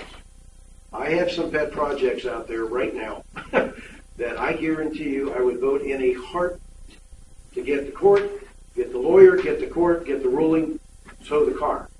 Enough. The regulations we have clearly state that the car has to be operational as well. Cars on jacks are not operational. It's time for us to take advantage of this, but Joe is pointing out a very legitimate issue. We have a policy, one, that clearly states any further legal action shall not be initiated until the board notified the next step needs to be done. Meaning it takes weeks and weeks of follow-up and coming back to us. I fully endorse the idea that when this board of directors or any board in the future sends something to them, get them to court as fast as possible. And get the court, give us the right to do whatever it is we need to do. Means we got to change this. But I'm not sure we do. Can I read you the minutes from the meeting when Joe was here? 70 Cresthaven. Clark moved to find the owner in continuing violation and have the attorney obtain an injunction. It doesn't say anything about exchange postcards or remember his birthday with a pretty note card. It says get an injunction. That was passed unanimously. Here's another one. Bramblewood, Terry moved, find the owner in continuing violation. Have Moore's office create a plan of action. You can read from the history book all you want, Marty, and I don't disagree. You doing and I are not disagreeing with each right. other, but MO1 clearly says the board and or GM goes to the legal counsel, may request our legal counsel to send a letter in an attempt to get board action, further legal action shall not be initiated. We haven't. We instituted that. And it's clear that we now have found a pothole in the process. Our legal team apparently was waiting for us to come back again. You and I aren't in disagreement here. Do we have the first reading right now to get rid of MO1? But, You know, could I make a couple? We don't need to do A that. couple quick suggestions. Okay. A, board give me the ability to move, if it goes to the attorney, at least for the next 6 months, let's try it. You can vote to do that. Paragraph 10 of MO1, someone could make a motion to say, hey, when it gets to attorney, let the attorney follow the entire process. That was Joe's recommendation, said it would be clean and neat. I have given you what I just handed while you all were talking. These are the ones that have been lingering for a while. They've been back and forth. And what we did was, sorry that it's a little crude and it's not printed up as clean as it could be, but you mentioned two of them that were on there, Marty. The recommendation is the yellow ones that we go ahead and give the attorney the go ahead on all of these to do. You see, they've done their letters and everything else. File suit at the courthouse. And if you all agree to do that, that's the next step with those. The red are ones where we believe we could go on and clean the properties. There's only 3 of those. So those 3 we're recommending, give us the go-ahead, we'll go get them cleaned up. I mean, we went and looked at everything that was out there and tried to give you a consolidated, which I believe is what you were asking for. Here's the course of action I recommend you allow us to do. We'll get them cleaned up. This has Cape Town, Moonraker, Battersea Road, Brookton Lane, Western, Nottingham, and Willow Way. Doesn't have Battersea. This is all cleanup property. No, Battersea, right? I thought the red marks, the red marks are What about all. the yellow? Red are cleaned up. Yellow is for attorney file suit. Yellow says, let's go to court. I don't see anything June thing. Down the bottom. June way, we went back and looked. The process is, we're still early in that particular process and document. Early, the guy have complaints over a year old. You asked me to bring this. I'm not going to argue the facts. I'm giving you what our attorney has, what their recommendation is, what we can do to expedite. You all can decide what you want to do with it. I believe this will expedite the process and get the properties cleaned up. And I'm with you. I want them cleaned up. It helps us all if we do it. But I need board authority to do so. Well, let's talk about June Way for a second, just to make sure we're clear. June Way, be re-inspected and make it to the ARC meeting. There's 2 June. I know there's 2. Can the June Way, that is the re-inspect, make it for the August meeting of the ARC? The bottom one on the page. what? Can the bottom one on the page make it to the August 5th meeting for the ARC? Okay. So both June ways. That both June Ways can be at the ARC on August 5th. Depending on what the ARC does on August 5th, we may call a special meeting in order for us to take action ourselves. Okay? But can I say, on these, if we don't have actual package, I don't blank vote anything. That's way beyond. And I got to eyeball these before I vote on them. That's where the DRs are set up. That's part of the go back and look again, go back to the attorney, go back and look again. That's Okay. exactly. Okay, well, that's how the attorney explained it to me, and that's why I just shared with you. I don't care a thing about MO1, and you can put that in front page of the paper. I care about our DRs, and our DRs say I'm responsible to look at that property. Okay. If I wasn't responsible, you just give the keys to But the Marty, I don't think anyone's disagreeing. They want to look at the property. We can't just We're do it meeting on. next week. Right? Yes, we Are we are. meeting next week? We are. So Yeah. do you have time between now and next week? No, because I don't even have a package on. I know nothing about it. They've been provided to the board Yeah. in the past, because they wouldn't be on that list if they had not been provided. Okay, I'll look through what I. Well, no. If you want me to regenerate all of these packets and disseminate them, I can do that. I'm One trying of to be these is going to responsible. foreclosure. I'm sorry? One of these just went foreclosure week a month ago. Go on. In the words of somebody, it's time for action. Somebody make a motion to go to court on these yellow ones. Somebody Well- make that motion. No, you don't have the proper stuff. I'm calling for a motion, or I'll make it myself. Go ahead. It's time to move this stuff, folks. You don't even know what you're moving on. Oh, yeah, I do. I've been to 52 Battersea many times. Oh, I have. Well, Enough. Yes. Well, Battersea, I vote you yes. know, I'm not gonna blame stop now. So, in a way, I agree with Marty. Some aspects we have seen all the problems, but to have them presented to us in a comprehensive list like this, before we make this vote, do this. If somebody's uncomfortable not having that information in front of them in order to make that decision, and some of these decisions were made a long time ago, on these properties for quite some time. If somebody's uncomfortable doing that, then I'm not sure forcing the issue is the correct thing to do.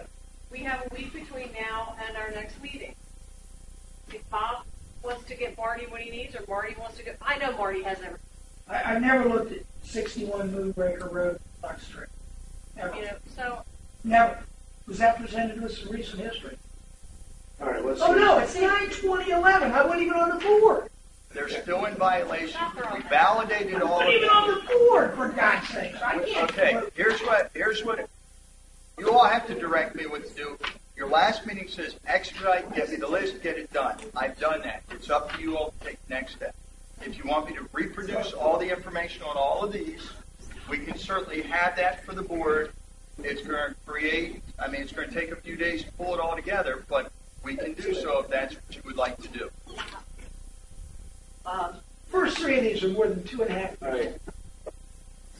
Sharon? Yes, I just have a question. The letter from Joe Moore, which will deal with number 10 legal action.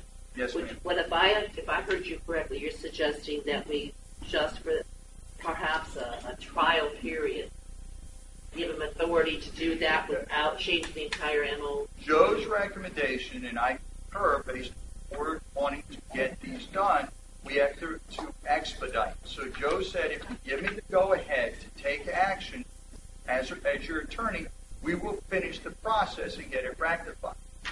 That's what and I concur with that. If it's the board's desire to move forward and get these accomplished as quickly as possible, that will be acted. And at what stage do you want that? When we reviewed, like we have 3 today that we reviewed, is that the point that we would say we authorize him to go ahead and do what he needs to do to get this dealt with? Again, if you're dealing with a resolution, the board has to take action. If you want to comply with it, not comply with it, change it, not change it. Let me put it in English. You have to comply with this MO. One, you have to comply with. Unless you change it, you just can't arbitrarily, willy-nilly say, okay, well, we're going to ignore paragraph 10 because it's going to expedite the situation. This has got to go, or it has to be discussed and changed. All right, enough of this. This is hurry up and wait, hurry up and stop. No, it is not hurry up and restart. wait, Tom. Next Wednesday, I want a package on every one of these things that's on this page. It's going on the agenda next Wednesday for us to vote on these. We have to vote to look at MO1. We're going to do that at that meeting as Right. well. Now you're talking. Enough is enough. We asked for a faster movement. You gave it to us. We're diddling around up here. No, we That's are Wait not. a minute. He Tom, gave we us are these not. are 2.5 years old. Tom, we are not You gotta doing. blame me for I'm that? not blaming you. Tom, Time for action, ladies and gentlemen. Tom, we are not dillying around. We are doing this the correct way. Robert? Whether you want to see it that way or not, we're doing it the correct way. If we have an object in front of us that has to be removed, we should remove it. Period. Amen. Robert, be moved. Going on the agenda for next Wednesday. For clarity purpose, I just want clarity for staff time. You'd like a pack each of them. No, I'd like the packages for the ones I've not seen, and that would be any of them that are more than 2 years old. Sorry, I can't pick and choose what you And I have. need them in time to look at them Yeah. before the vote. Yeah, But here's what I'm going to say. I can't tell I'll you. get them. Can I just go by ECC, no patient? Is that all right with you? You absolutely could, but if everyone needs to see I them, would like why to see don't Get them together for everybody. Get it for everybody, please. How about if I print new packets on those that are in your hand for all of you, and we'll do it as quickly as we can. Thank you. If I get it before Wednesday of next week, I'll have it to you before Wednesday of next week on each of those. Is that fair? in the meantime, Marty, You got the you'll address. be able to go and Is that okay? It's fine. Okay. Okay. As soon as you can.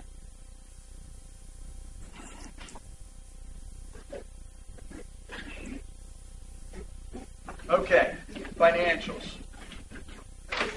And is Pete Gobsack still in the room, or do we wear him out? Okay. All right, financials. There seems to be a lot of questions about whether we received financials in the previous or at the end of the year or not. You did. Your controllers are your financials. Tom asked me to reproduce those and put them in your packet. In addition to that, as Pete Gobsack, our assistant treasurer, he's intimately involved in all these as well. I asked him to look at the slides presentation we did for last year's board meeting, the August board meeting. We've done that, pulled out 2 slides which kind of encapsulate the financials for the year, and then I'll cover June's financials and answer any questions. Pete, you want to cover those? Sure.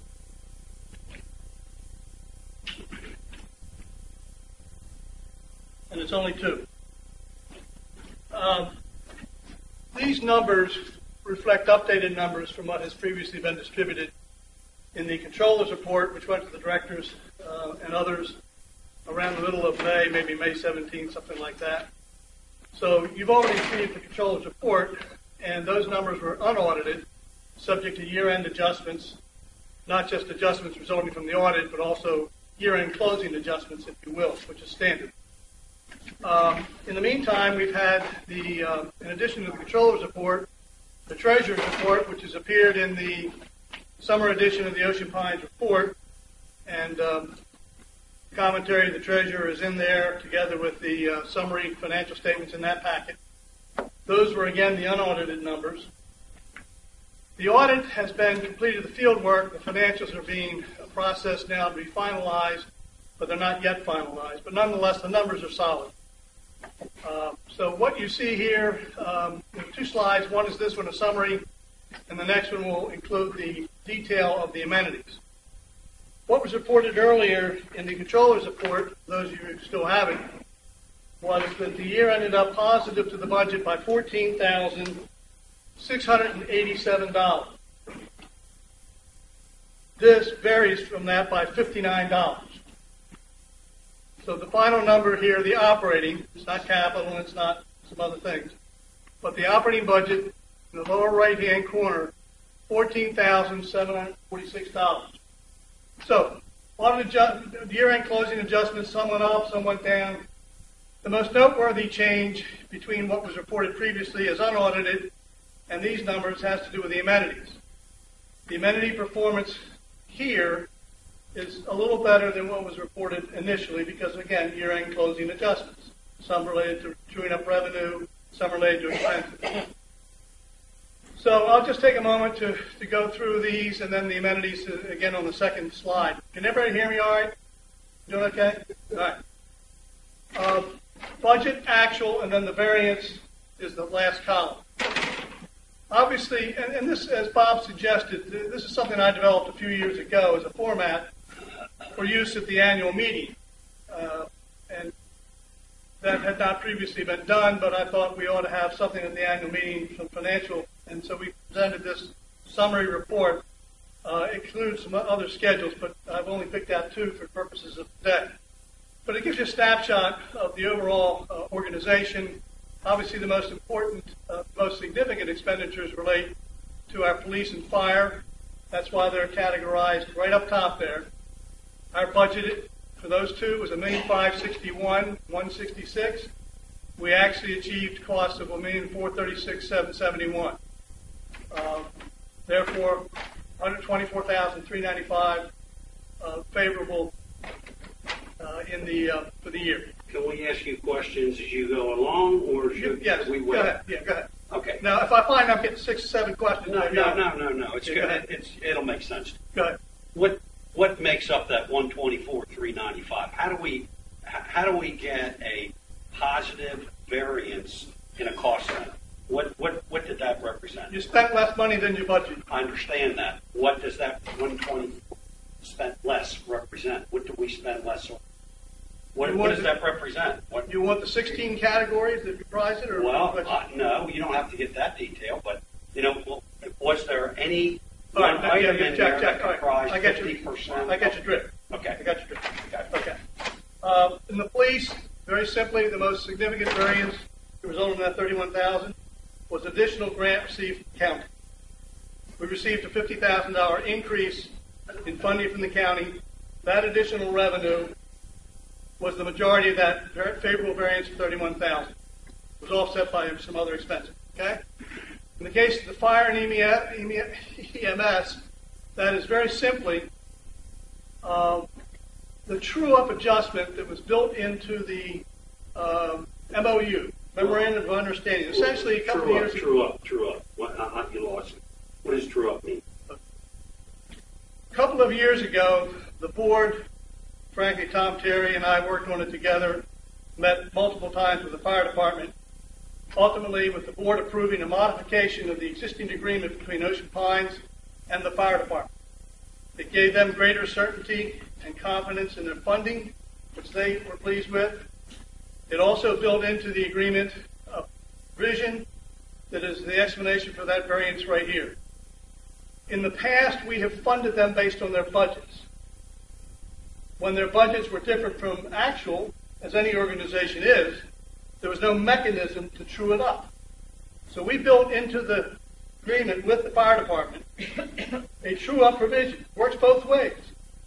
If we fund them based on their budget, and they require more funds based on the actual results, we settle up with them the following year. Likewise, as happened this year, their results were favorable to their budget, not insignificant. We, Ocean Pines, then got, in essence, a refund based on the actual results. So when we go into the budget process with the fire department, neither party has to worry about whether somebody has a budget that's too aggressive or not aggressive enough. It will come back to be adjusted to the actual results. Wonderful provision, benefits both parties. I think we're very proud of the fact that we accomplished that. So that's what that's reflected. So this favorable budget variance for the fire department operations this year is very simply reflecting their positive results from the prior year's actual, which we now benefit and get, in essence, a refund by reducing our. So that's the provision in that agreement. Does that make sense? Okay. Public Works and Maintenance. I hope you're not going to ask me to explain the 5,000. Okay. No, I'm not. All right, good. Rex and Parks, similar 5,000. Other is everything else except amenities. Again, amenities give me the next slide.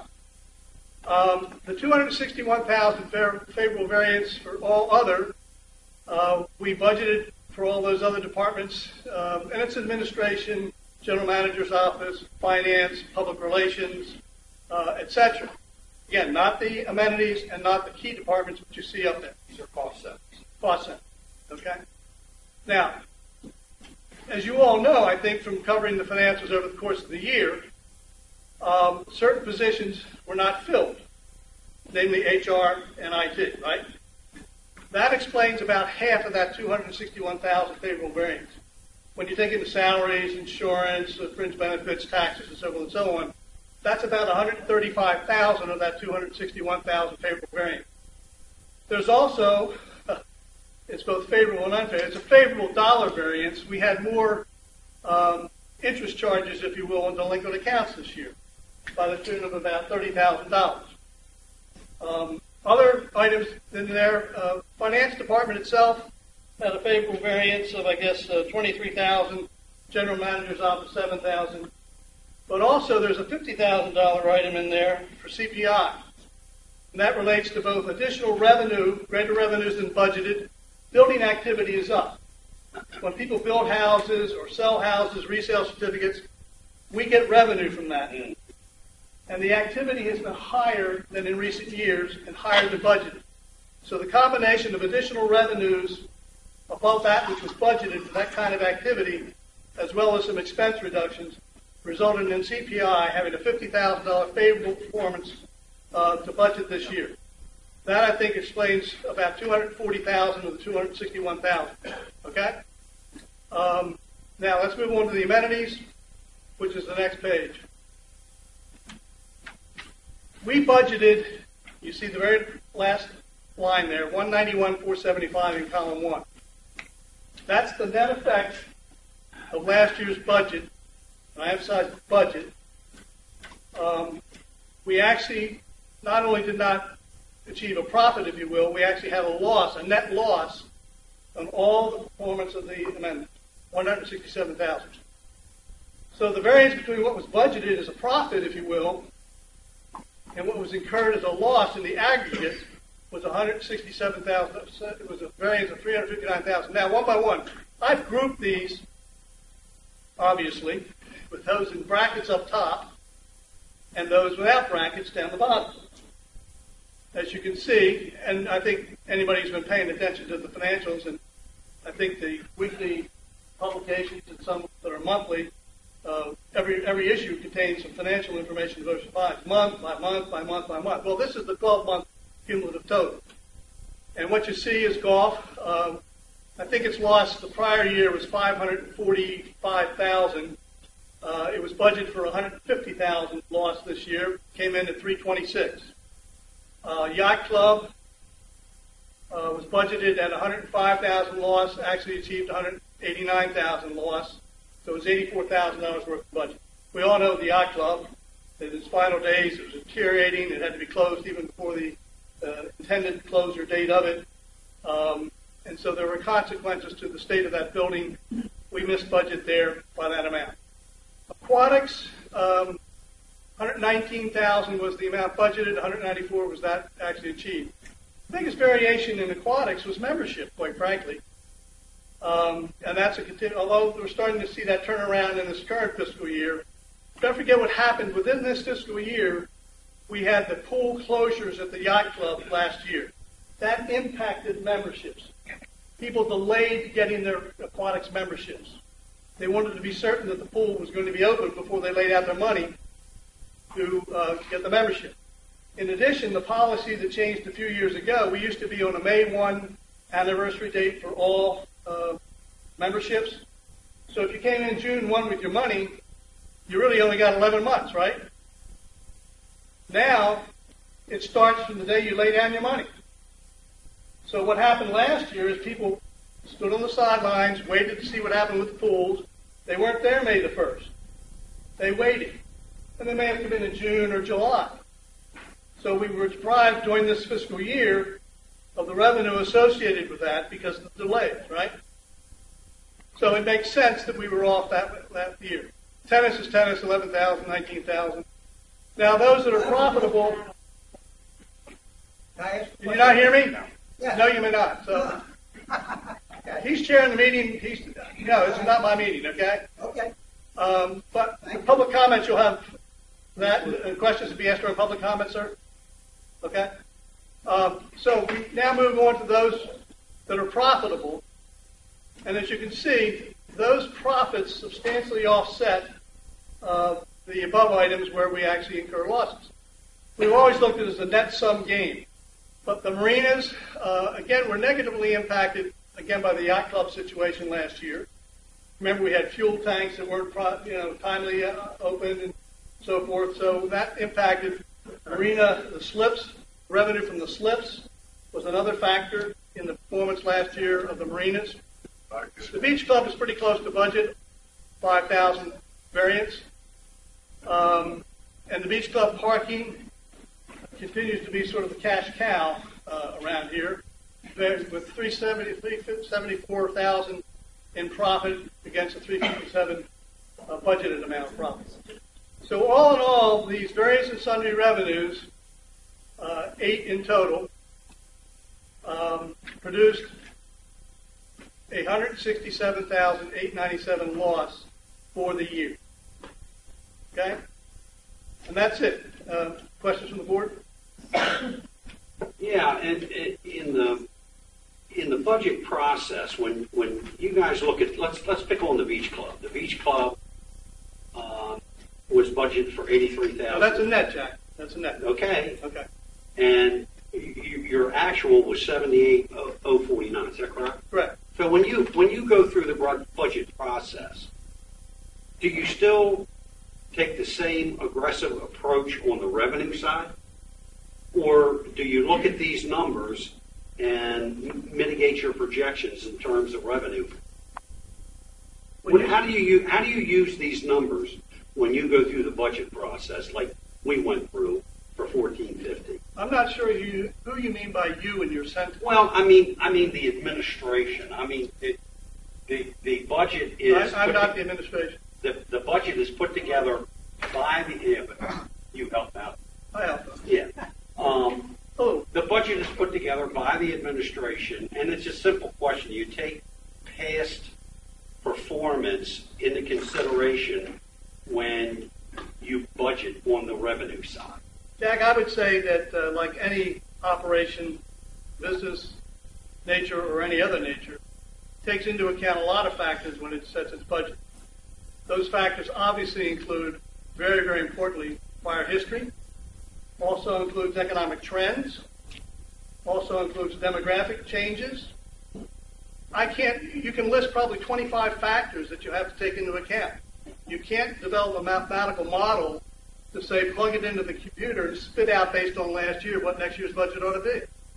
It's forecasting, it's budgeting, but you have to take into account every single factor that you're aware of. In this particular case, and you're always going to face the unknown, a closure of a facility, a repair of a facility, a damaged drainage system to a golf sprinkler system, pool crack, any number of things. But when you set the budget, you don't know those things. So no budget is ever going to be achieved 100%. Now what you're looking at up there is a net number. Now I propose to only cover it in summary fashion. So I'm not highlighting revenues or categories of revenue. Just take aquatics, for example. Aquatics missed its budget by $74,000. The revenue, as I suggested earlier, was impacted negatively in several areas, but impacted positively in other areas. For example, the swim lessons. We have a new aquatics instructor, not direct instructor, but director, and we've seen a real positive trend in that.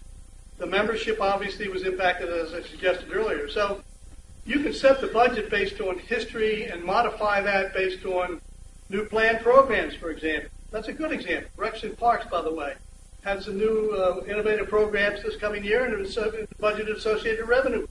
It didn't just rely on last year's revenue. So it's a whole bunch of things that go into the process. And in terms of what the general manager and the administration, he starts on this process in September, if I'm not mistaken, working with his, and I'm not part of it. I mean, this is, a management function. Bob is dealing as the general manager with his department heads, just like any organization does, Jack. Well, I'm looking at these. You're right. I'm looking at these numbers, and they're net. yeah, I know, and I'm wondering if it would benefit us more and benefit the membership more to compare actual numbers rather than and the variance between the actual revenue from one year to the next, year after year after year, to see if we're on track by increasing our revenue, if we're on track maintaining our expense side in our cost centers. Would that be more valuable to a Jack, board? let me just bring to your attention this. Right. This is the monthly controller report that all the directors get. I believe it's supposed to be there, it's occasionally late a couple days, 13 business days after the year end. In response to your question, you as a director and everybody at this table gets this monthly. Right. And what it shows is variations, not just in revenue and expenses, but every single category of revenue and expense. So you have received, over the course of this past year, 12 of these, Jack. Right, but and it shows not only the current month, but year to date. But you also said that this is the format presentation to the general membership. Yes. At the meeting. Yes. At the general. Would it be beneficial to them to see the actual numbers and the variance associated with the actual numbers, be they positive or negative? It doesn't matter. For every category? Well, you could do it at a summary level, couldn't you? That's what I'm doing. Yeah. Okay. But you're doing it to budget, actual to budget. Yes. Yeah. And you would do it to what? Yeah. It's just a suggestion. I'm sorry. What's the suggestion? Did we compare it to what? To the previous year. Previous year? Mm-hmm. At the summary level. think we And did show, that. and show the Yeah. variance? I'm only giving 2 slides here, Jack. Okay. Okay? That's not the purpose of this meeting. I'm just trying to give you some highlights, okay? The actual financial package is about 50 pages. So y'all want 50 pages, that's fine. But the directors get this stuff, okay? And every category of expense and revenue, there's a comparison not only to the budgeted amount, but also to the prior year. There's also comparisons of year to date. Again, for every single line item as well. So I don't think the general public is clamoring to get all that detailed information. Anyway, Marty. 2 quick questions. Sure. First, I'm guessing you know this. Are we on track for our audited reports this weekend? I mean, they're due 2 weeks. 2 weeks before the annual meeting. So that would be this weekend. I hope so. Okay. Second question. The answer is I believe so. Yes. I believe so. Cool. Second question. But I'm not going to come in Monday. Nobody's going to come in Sunday afternoon either. So probably be available to you Monday. I might. Second question is, what was the cause of the 80% negative swing, the forecast numbers on February 22nd, to the numbers we're looking at now? February, what's the relevance of February 22nd? February 22nd, the board of directors were given a forecast of Okay. 152,978. That's less than 3 months till we got this. I'm just wondering what bump in the road did we hit? What information did we not I know? don't know. I was not involved in the development of the forecast. Okay. I thought you were. No. Maybe Bobby No, can it's answer not. that. Generally I can answer that each quarter, during my time associated with Ocean Pines, the general manager, via Bob or his predecessor, would forecast the balance of the fiscal year. Mm-hmm. So you review the first quarter and project 9 months. Review the second quarter, 6 months, and project the next 6 months. Just what he's referring to. Right? Yeah, I'm just wondering why it was off more than 80%. Well, 80%, 80% of $100 is $80. So anyway. But we're not talking 80. We're a $150. not-for-profit organization that budgets 0 on the bottom line. 0 on the bottom line. So keep the percentage. Yeah, let Bob answer. You're not Bob would like to answer. April is the month when everything is consolidated. Inventories, at all levels, and that's when you see the biggest adjustment is April, because you're wrapping up for year end.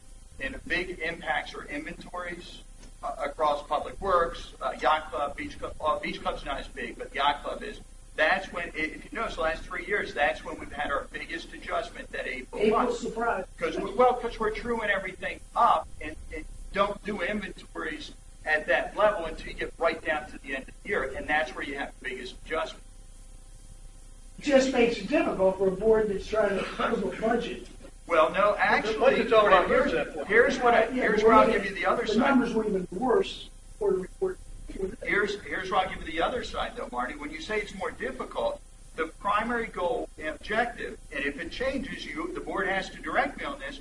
Our bottom line should be 0. We budgeted for 0. And So this it's is the fact close. we're at $14,000, a slight positive variance, and I remind you, we continue to hit those marks. So what we do throughout the year is we're juggling all the pieces, what we call Ocean Pines, to get as close to 0 at the end of the year that we possibly can. This, to me, in any financial world, is a huge achievement. We're within $14,000 of a budget for the operation. That's a damn good year. Thank you. $13 million. $14,000. So we crafted a good budget and we hit the numbers. Well, I just want to clarify what Jack was bringing up. In our budget process, in all our books for everything, we go back to 2009. Right. So we check every number, and during our budget process, we had questions. Why is this up a percentage? Why is this down a percentage? So we don't just take last year and say, we went back, and we go back as far as 2009 and make a projection to try to even up the budget to what we're doing. What Bill is referring to here is this is the budget finding that goes initially to the Budget and Finance Committee and then to the board. And the board and the budget committee have extensive meetings and discussions on this. I'm going to guess a minimum of 50 hours devoted. But in any event, what Bill Cordwell is pointing out here in response to Jack's question, every single line item is included in there, plus supporting schedule to even give the details within a particular line. So, for example, printing might be a single line item. There'll be a schedule in there that shows what the printing costs are related to, what project, be it the annual report, be it this, be it that. There is so much information in there that is available to every single member of the board, as well as the Budget and Finance Committee, which does the pre-screening under the way we operate here in Ocean Pine. So by the time it gets to the board of directors members sit in on those, but they can sit in. They're not part of the meeting per se with the Budget and Finance Advisory Committee, but they do a very good job of going through, and they're not reluctant to ask a question on any line item or anything that may be different from the prior year, or how come this and that. If any of you want to fill some time during the winter, come to one of those sessions, and you'll see minutiae, but it's important stuff. Okay? Thanks, Pete. Anything else? Yeah, one last comment as far as what Pete was talking about. That budget binder, by the way, as we're done going through it, the budget, finance, and ourselves, also available to the public to see when we're done with that. I would just like to make a final comment on the fact that we are a zero target organization, come in at 14,000. It's pretty phenomenal, and there's always a lot of energy around the amenities here and there and up and down. The reality is, I just did the math. That's $2, less than $2 a month worth of, in essence, subsidy that we're putting in an assessment we've already paid. So the reality is, things are going pretty well financially around here. There's one line item on there that obviously I'm paying a lot of attention to. That's another day for another discussion. I'm riding around with a golf cart to get my hint. Okay. Yes, sir. Keep going. All right. Financials for the month of June. This is one of the things I want to make sure we covered. June looked actually very good. If you go through the numbers, some highlights I want to point out, and this is obviously we're closed out for April and now we're moving into this year. A couple of the areas that I've had questions about. First, let's start with aquatics and a controller's report. You'll see aquatics actually outperformed budget for the month of June by about $15,000. Extremely strong. 15 doesn't sound like a lot, but that's a very, very good. We're budgeted to lose about $25,000 for the month in aquatics, and it was closer to $9,000. Most of it was made up. The memberships are still down, but the other parts, swim classes, was a big part of it, and wages was a very big part. Two really nice things to see. So that was huge. Yacht Club for the month. Yacht Club ended up this month. A couple of highlights I want to point out. We had in revenue $303,000 at the Yacht Club month. Largest month. We tried to look back the last 12, 14, 15 years. I went through. That's bigger than July's usually our biggest month. It's bigger than any July we can find on record. So that's huge. That's a significant improvement over where we were. The bottom line for the month was we hit the budget. We're within $18,000 overall on a budget that was created, almost 18, 19 months ago for the club, which is very good. The one area that we were a little weak on at the Yacht Club, but we knew that. It happened. It'll happen a little bit more this month, and by August we'll start to tighten that up. Wages were up, so they were higher than budgeted.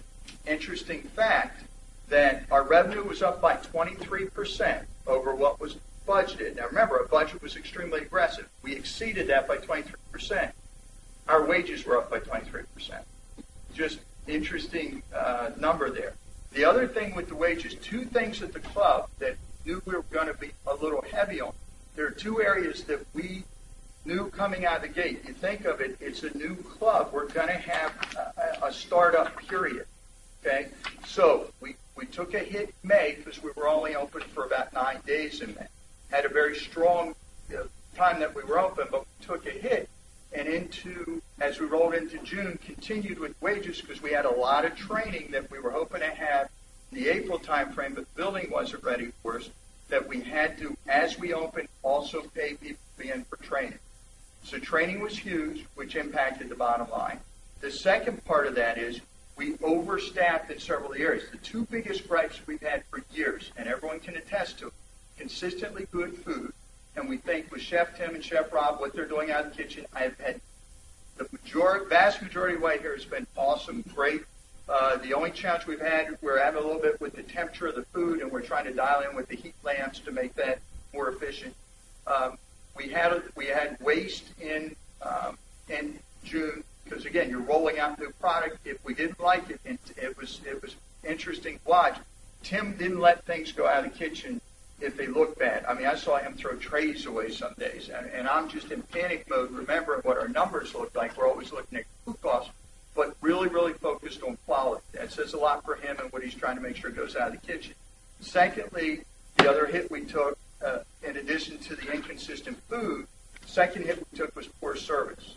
Well, David's really front-end loaded to have enough wait staff, servers in place, bus staff, bartenders in place to resolve those issues. The only area there that didn't forget the budget for a minute, but didn't perform well for us in June were the bars because we were overloaded on that first floor bar. Just the bar's not big enough to support only one bar open.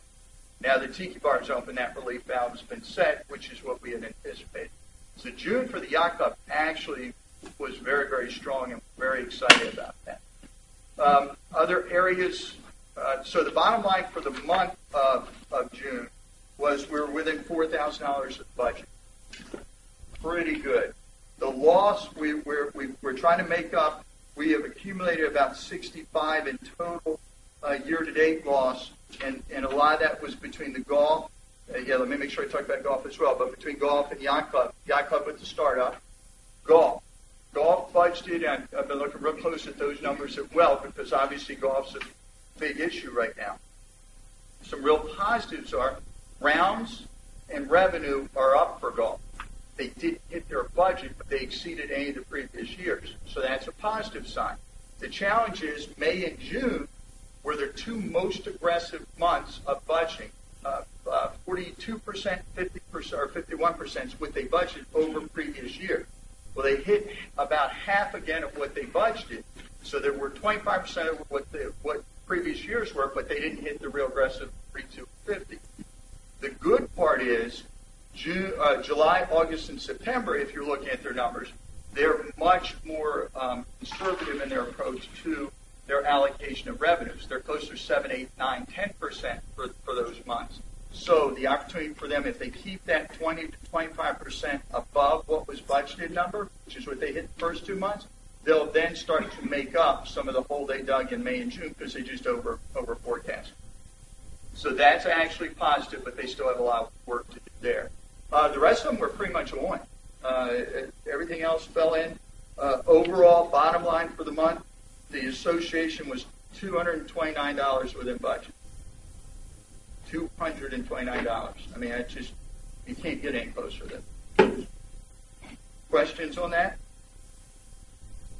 Have you included the Marine Inn with Yacht Club?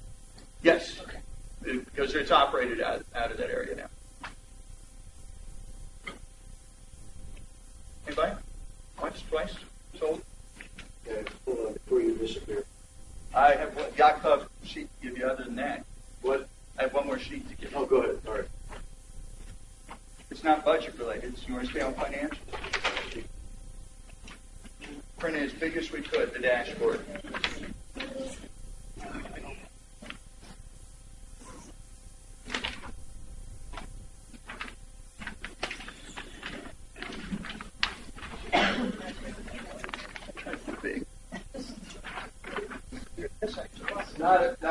Again, these are the Yacht Club numbers for the construction of the project, providing you the dashboard.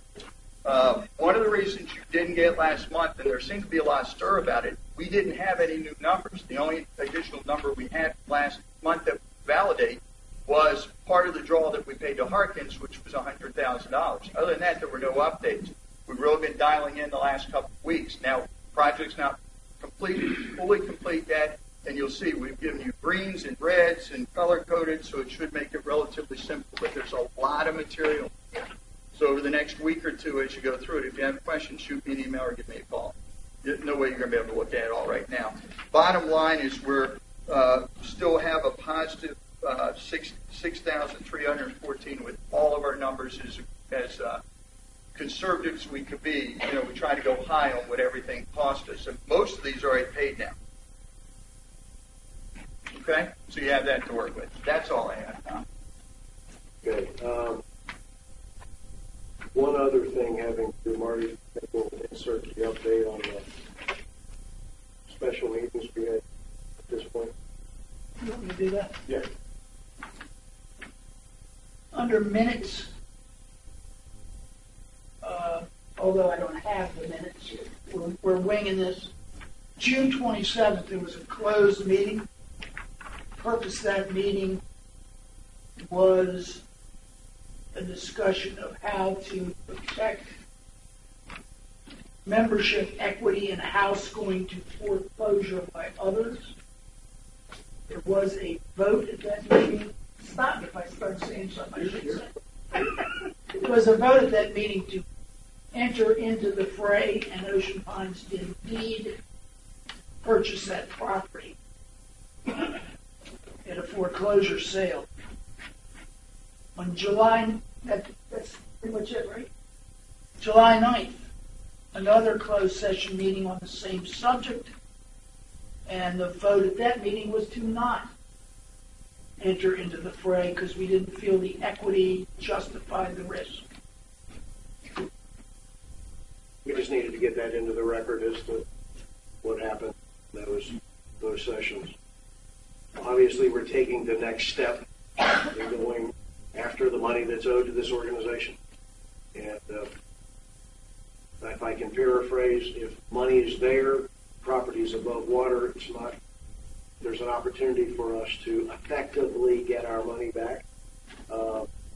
We use some of the resources on our board and knowledge that is here, real estate, various other things. So we did make that one case. We did make that step. Next time we said no, it wasn't approved. Okay, just for clear up on the agenda, have we covered the process for derelict properties enough? Before I go to public comment, you okay with that? Yes. Okay. Drainage? Yes. You're okay? And final yacht club, it's not final numbers because the dashboard. I just on the yacht club, just a punch out. Where are we in the punch out? Are we still putting together a punch out list, or is that complete? Oh, no, it's not. Okay. All right. Okay. So that wraps that up. All right. If I call you off the record later, you tell me how much we spent. Yeah. There's a little green number at the bottom. That and that. Okay. We're public comment. Okay. No speaker. Wait a minute, let's get the microphone going here so everybody can hear. Was. Okay. Yeah. Yeah, yell loud. Norman, you're scary enough without yelling. Testing. Green light is on, it's on. You might have to talk right into it. You're not the first person. Testing. There you go. There you go. Okay. I don't have any chips in the game. For the record, name and address, we all have to do that. Longcats, 10 Holly. I don't have any chips in the game. I'm not trying to derail anything. This is just an observation. The presentation was made on the Magnet Creek complex for all of us. And the initial plan showed that the playground is going to be reduced in size, footprint by about 50%, relocate. And the second changeover was going to be relocated, the minor change. What I find is conspicuously missing the fact that people who use that playground is not part of the group who came up with that plan. And I don't think they're second-class citizens. Probably none of them here, because they're all out working, trying to make a living. But I think that it's out of line, I don't know how to put it, but I think that those people that are using that complex playground should be consulted by the board, give you some input before you make any decisions as to what changes you're going to make in that complex. Just my observation. Thank you. Thank you. He stood up. Hang on a second. I'll get back to you. Thank you. My name is Scotty Wheatley. I live at 84 Hingham Lane, and I'm vice president of the platform. And there's a few issues I think that need to be straightened out. And as Bob has said, our sport has really grown in the last 5 or 6 years. We've been after courts for at least 5 or 6 years, 2 more courts. But because of certain issues, we knew it wasn't in the budget, and we said, okay. Now, I have to reiterate on a few things that Bob has mentioned. Both Mike and I were very pleased to hear about the RAC committee. We thought it's a great idea. When we all sat down, we agreed that platform tennis and pickle should be have priority. A little bit more so to pickle because they didn't have courts. Although they ended up getting 4 courts on tennis, which annoyed quite a few of the tennis players. Now, just so you know, we had in the budget this year money for platform and pickle. Okay? Now, we had a meeting with Jerry Avito, which you weren't at, okay, to figure out how we were going to rearrange the courts and where we could put them and everything like that. When talking with Jerry, he said that the money is not there, and originally it was going to be 2 pickle platform courts and 4 pickle.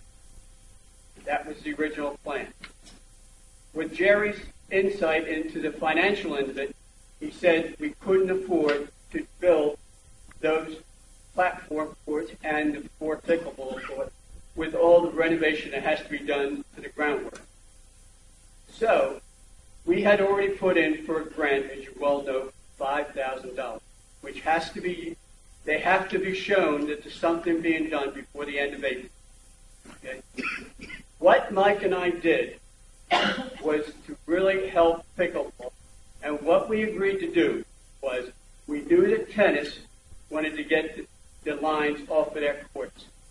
So Mike and I agreed to give them 6 pickleball courts, but to pour our 2 pads, which we thought that would appease our membership, knowing that next year we'd have 2 more, right?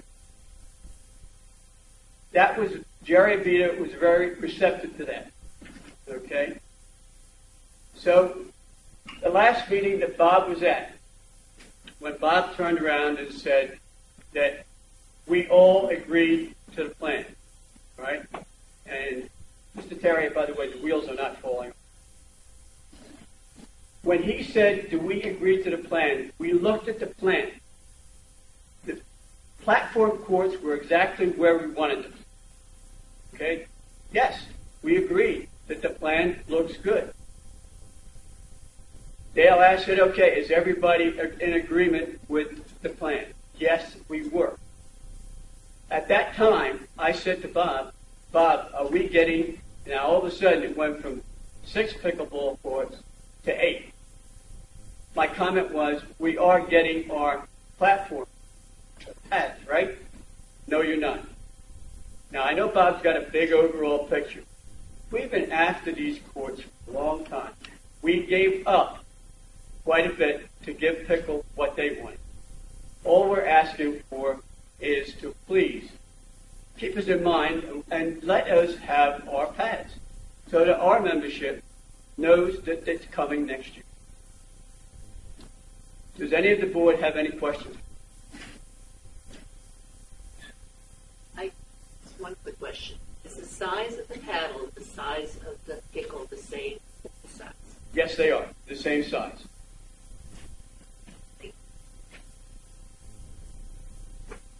Okay. We're going to stay on, Anna, we're going to stay on topic here, and when we're done with the paddle and tennis, we'll go. Is that fair? Okay. My name is Michael Petito. I'm the president of Platform Tennis, 39 Newport Drive. Excuse me. I came in late, but I've been told that, Bob, you said you never got a copy of the grant letter. Well, I was told. I didn't hear you say that. That's what I have. Okay, let's clean it up. What we need from you, Mike, is the actual application that we turned in. I gave that. I thought we did, but somehow it wasn't attached to the. We thought this is what we talked about earlier. I thought I had received them from you and forwarded them to Bob. It's not in those emails. Somehow it wasn't attached. That's what we need. The application. I will get that to you. That's what we need. Do you remember the letter, Bob? I have the letter. You I have the showed letter. a picture of You the need the letter. application. Yeah, you did send me. There is no application. That letter is the application. That letter, all we needed to do was outline what was needed. And that is the application. Mike, it actually refers, you and I have talked about this, it refers to stipulations in the letter. I asked you for clarification on the stipulations so I could better understand it. That's what I'm looking for. The stipulations were just to abide by what was in that letter. That's it. Okay, let me make sure we're not talking past each other. This is critical. There was no design sent in as part of the application because the wording in the letter implies that there was some kind of design that was sent with it as to what was. I'm just telling you it does. It implies that there's a design or a plan or something that went with it. If you're telling me that was the whole thing you sent, then we've got everything we said.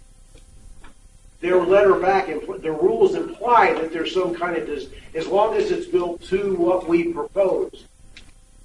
If there was no design set, then there wasn't one. That's all. Well, it has to be built according to ABTA regulations, just like the course we have. Okay. That's it. I mean, that's pretty simple. Okay. Well, you know a lot more about this than we do. Okay. All right. Thank you. Okay. Thanks, Mike. Yep. Anna, I'll get to you.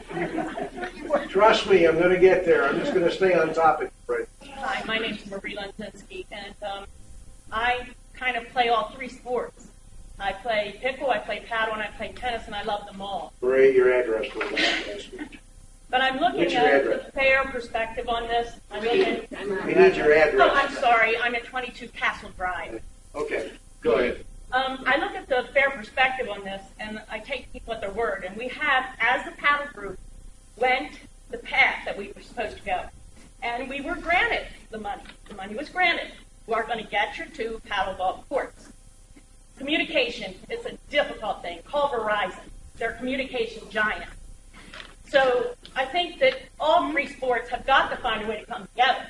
But in fairness, if you look at our membership and you look at the money we brought in and you look at our needs, we need more than pickle and tennis. Because what's going to happen is tennis will be over pretty much. It'll go to the hardwood. Pickleball will go into the community center, right? Paddle plays all year long. We only have 4 courts. We are overwhelmed. We do not have room to play. We can't go in the community center when it rains. We pay more than pickle, but we only get, we don't get an indoor court. That's nice. And I love it because I go in there and play in the winter. But I think communication is broken down somewhere. The bottom line is paddle does deserve first priority. I would like the other speaker. Hi, my name's Jim Freeman. I live at 60 Boston Drive. Some of my fellow officers here appreciate me. I've been around for a while, and I was the officer about 4 or 5 years ago. And I'd like you to be very clear on this one thing, is that years and years we worked to get the money, the budget for platform tennis, and in a meeting with Sonia Bounds, she told me that $135,000 had been put in the budget, use of building 2 paddle ball courts. No mention of pickle. Pickle wasn't even around. Okay? So what happened in the meantime to our $135,000, I don't know. We do not object to Mr. Thompson's plan. We're all for it. Build 8 pickleball. Give the tennis a paintbrush, let them paint the lines off. But we deserve 2 pickleball courts paddleball courts, before they get their pickleball. And that was the deal. I don't understand why it's being back.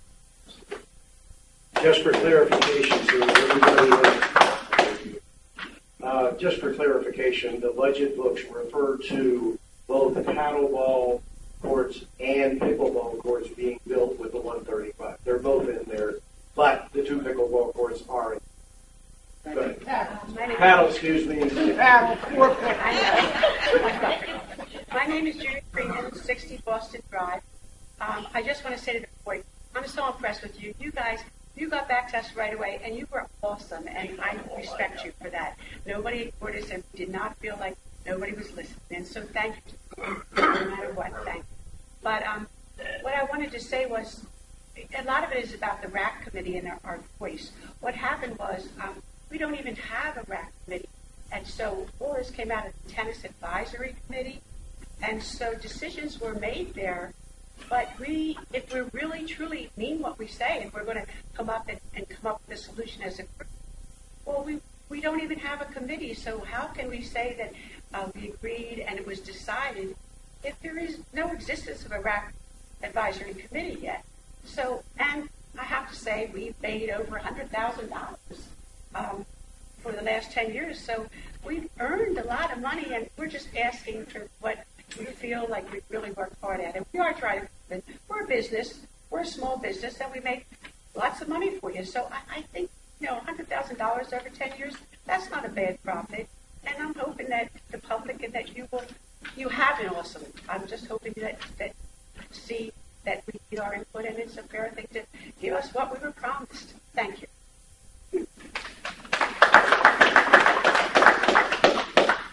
Anyone else for the bracket sports?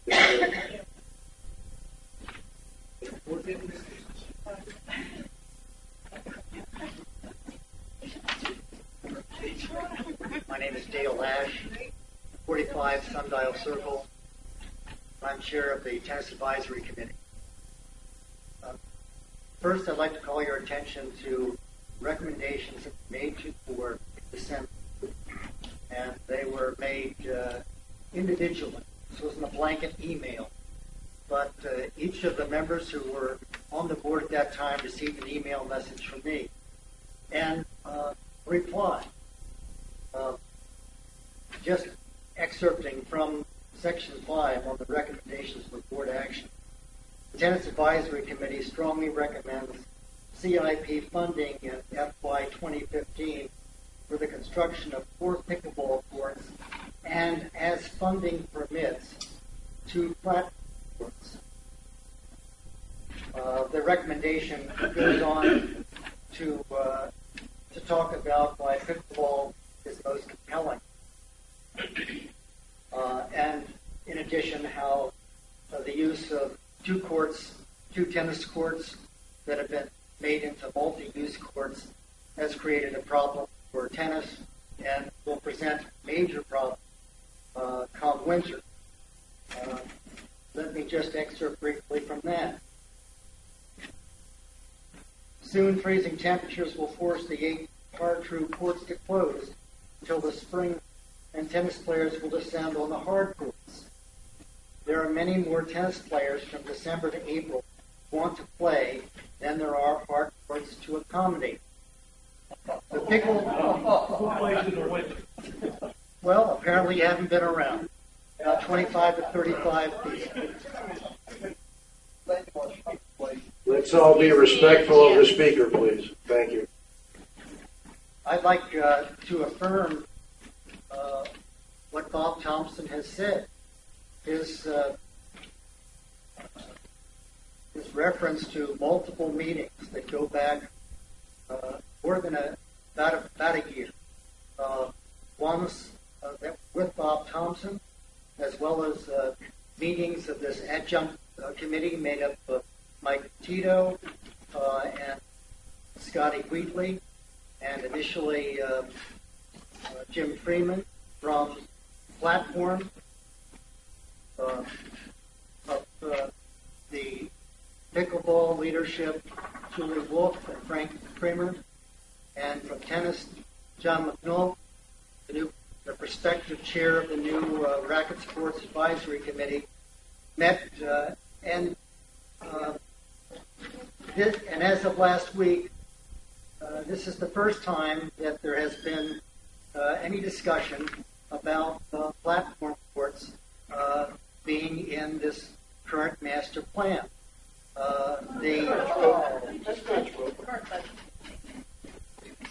The understanding was that pickleball would have priority because they didn't have courts, and that next year the energy would be put into building the platform. So I would finally just like to urge the board to take into consideration what it is you've heard from Jeff Nepper, who was at the last meeting, which finalized this understanding, and the importance of moving along with the project so that pickleball courts can be built this fall. We're on a short leash, and I appreciate your cooperation with the plan. Anybody else on racket sports? Let me just say to everyone at this point, when it comes to the racket sports, we've had a lot of discussion here today, references to things going off the track and things like that. I think we can get cooperation back on track. We just need to communicate, and that's going to happen. Depending on what happened, the technicality of whether it's an adjunct committee under the tennis advisory committee or whether it's the TAC on their own, the reality is we did have, and I'm hoping we'll continue to have, a cooperative relationship in putting this together.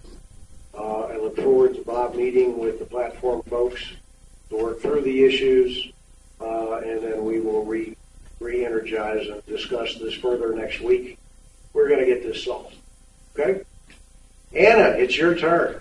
Anna, why don't you sit? Been up and down 10 times.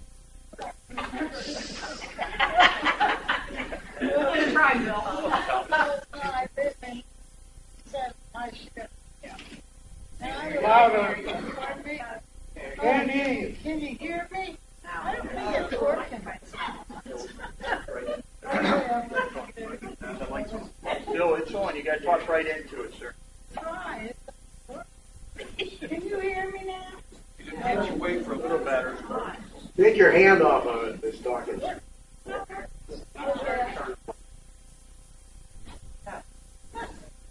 Something always happens. We can hear you, Miss Anna. We can hear you. Well, I hope you can hear me. We will listen real well. Tom, and I represent the Ocean Front Bridge Club. I want to thank Tom and President and the excellent board, and also our public relations, Teresa, who do a great job. And I'm so proud to live here in beautiful Ocean Pines. Now, I have a concern. I represent our Wednesday Bridge Club. It's been in existence for over 40 years. Now, we never had trouble before like we're having now. And one of the main problems is we're not communicating. They're not treating us properly. And some of the concerns, I'm not complaining now. Remember that I'm not complaining. Now, here's some of the things that has happened. We have found we're not complaining. We don't get soap in the bathroom for 3 weeks, and we still don't have it. We wash our hands. We don't have towels. They run the sweeper when we're playing bridge. One man came and told us to leave. We didn't know who he was, and we were playing bridge, and we got in trouble because he was Casper, and I didn't know anything about him.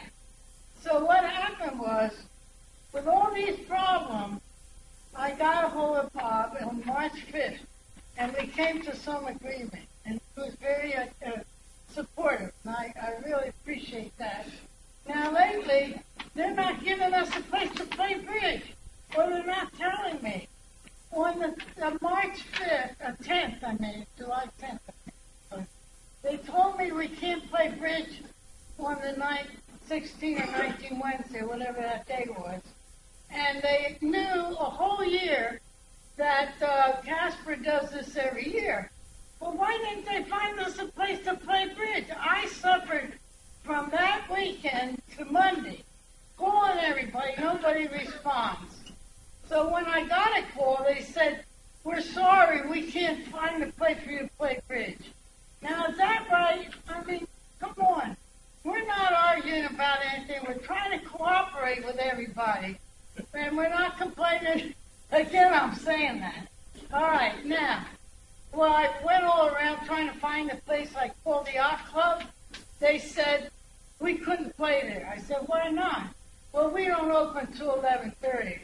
Now I find out another group they let in, but they knew the board member, and he let them come and opened early. Now, they're not busy in the morning. We could have played there and had fun. It upsets me that they're treating us like second-class citizens. And I don't think that's right. We serve our community, we donate, and we do everything we can. And we love to play bridge, and we used to have a good time. But lately, it's just been awful. And now they tell me we can't play the 30th. Where are we going? Nobody told me where we're going. Now, what do I do now? And I'm asking for your help, so we don't have to be frustrated. We had a good time when it opened up. They told us we could play bridge. Well, we did. We had a wonderful time in the room at the community center. And I'm cooperating. They're not cooperating with me. When they send us up, now the 19th was the worst day of my life. We went to play bridge, and that was March, I think it was in March sometime, at the end of March. We were all set to go play bridge. And I get there, it's snow, there's ice all over the driveway, the door's locked, nobody told me a thing. And I panicked and I'm calling everybody. Nobody answers me. It's a whole hour before I got an answer. Because all these people are coming to bridge, and I had I called people I shouldn't have called, but I had no choice. You know what I mean? It's tough. Anna, we get the point, and I think I would like to give Bob a chance to answer this particular case. I know, having looked into this from talking to you the other day, we've been able to find a space for your folks, and we've done it 50 out of the 52 weeks out there. There may have been some bumps here and there, but all in all, earlier on in the meeting, Bob referred to the fact, and we are up against it, but we have many, many, many different groups all wanting the same facilities to use at various issues. And Anna, you're one of them, but 99% of the time you're getting to use the space. So let Bob answer your concern, okay? I think that's what we need to know now. What are we going to do? Now, what are we supposed to do? Let's let Bob answer what we want to do. I know. Yes, sir. Go right ahead. Hey, Miss Annie, you get to hear from me again, I guess, at public session. You can't. I want everybody to hear you. All right, Miss Annie, can you hear me now? Okay. We have limited space within the association. You and I have talked about this. The concern, let's start with the 30th, the end of this month. You were notified of that a week or two ago, so you had 2 to 3. So you've had ample time to try to find other accommodations. We looked in this facility. We looked at the country club. The displacement with the country club, a couple of times it's happened. One, we had an event happening on the second floor. We couldn't put you in the balcony because they were 95-degree days with 95% humidity. It gets too hot. We had those issues last year, if you recall. Well, okay, well. Come on. You're giving us, listen, I understand that. Let me tell you something. We have been here for how many? Over 4 years, this club. And we love playing bridge. You can't give us a place to play once a week. I mean, what's so hard about that? And we never had trouble before. Now, all of a sudden, I think I would like to turn this over to Bob. Bob, would you like to say a few words?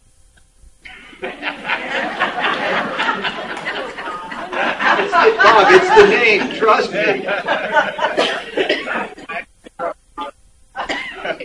You had the same look I did, sir, when my name was. My name is Bob Danji, 7 Windward Court. Never. It's working. We've been here since 1981. We bought another lot in 84, and we built a house on it to retire, and we moved here 10 years ago time.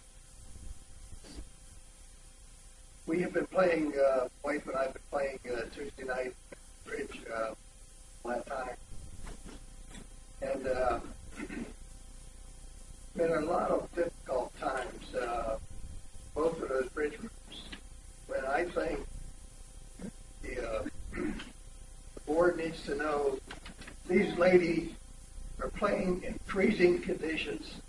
Some of them have to go home because it's too cold.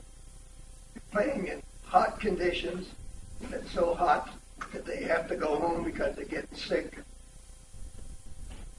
There was a promise before this building was built that they were going to be able to use this building. When you were trying to build a yacht club, you asked for support. These people supported you for that also. No reason at all why you can't find space, especially when you're putting a group on Wednesday that they're playing 40 years on Wednesday in Ocean Heights. You bring a group in on the outside to do financial planning or something. They could be scheduled any other day. This doesn't make sense. Pick on these ladies, and some men also play in these groups.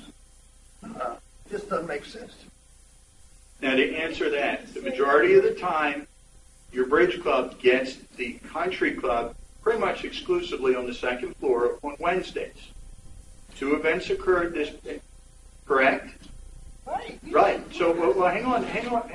I'm trying to answer the question. The majority of the time, you have that facility for, correct me if I'm wrong, 5 to 6 hours. I'm sorry? No, I understand. I'm trying to answer this gentleman's question. Yes, ma'am.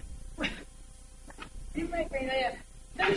When we had that incident where I went to the board, I was told by one of the board members that I could speak on the 19th after all that confusion to tell my side of the story with our problem. And when I get there, they tell me I can't talk. Now, what is going on with you people? And that's the truth. And I said, well, I'm not leaving here till I talk. Excuse me, And Anna, I you stayed did there speak and at that meeting. You did. You most Anna definitely. did. We changed the rules for you so you were allowed to speak. That's right. But Okay, the topics at the work session are, excuse me, Anna, let me finish, please. Right.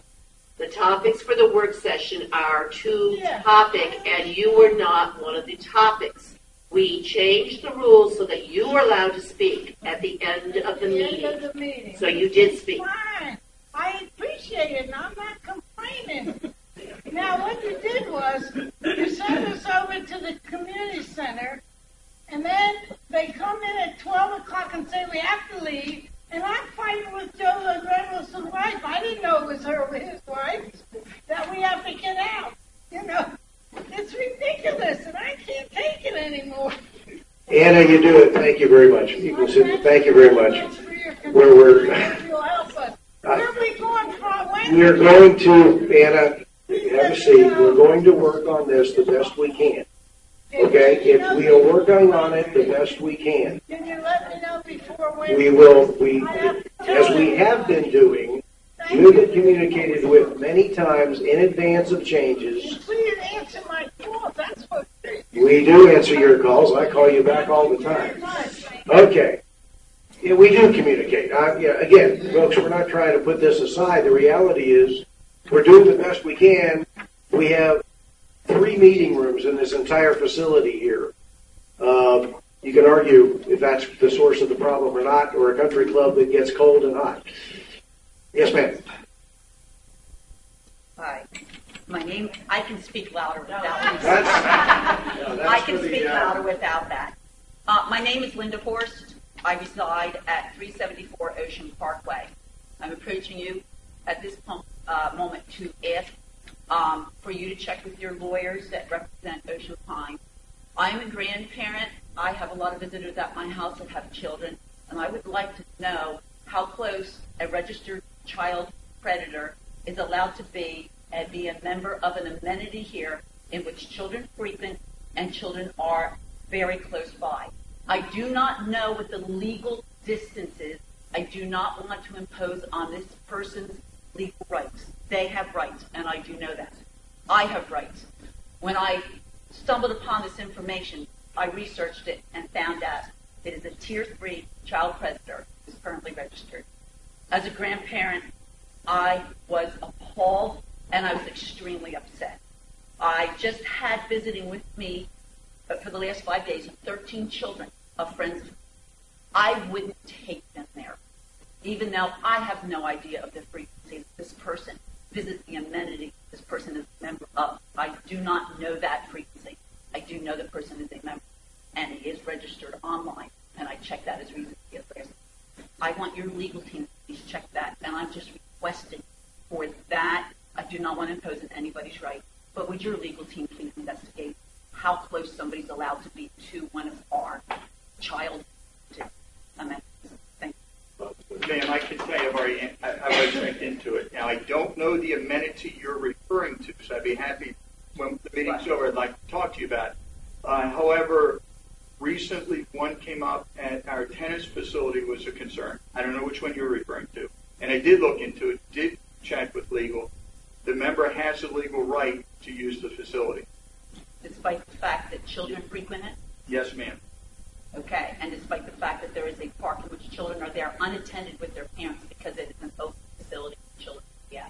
Ma'am, I'm not trying to support No, I'm just the other asking. side. Yes, ma'am, I Was checked. the playground also in fact part of that? I checked into it, ma'am. Yes, ma'am. And I was surprised at the response I had, but the legal response is this individual had a right to participate at that amenity, and I couldn't do anything about it from a legal standpoint.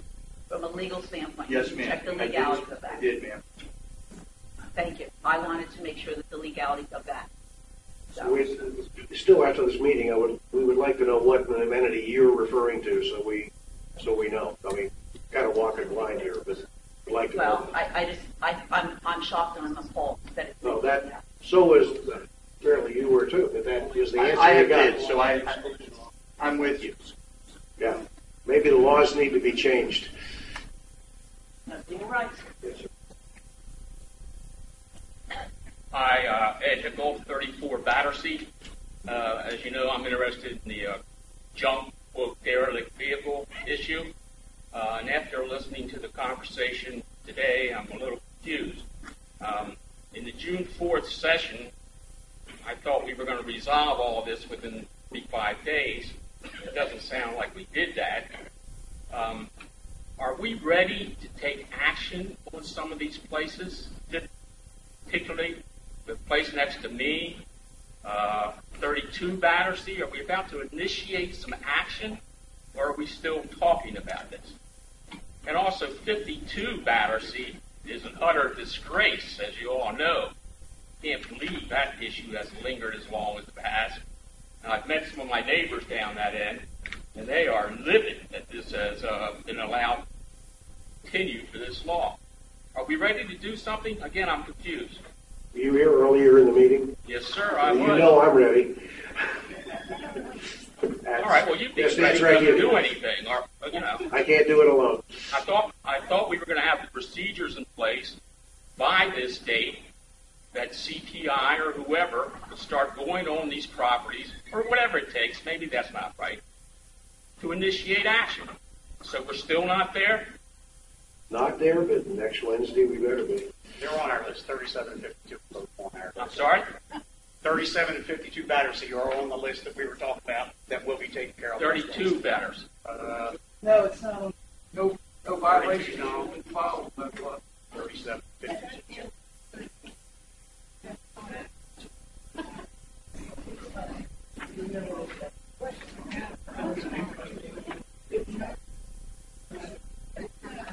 I can't give you, I'm not going to repeat what happened earlier. We're going to meet on these on Wednesday and hopefully take action. We have the actions now to go to court.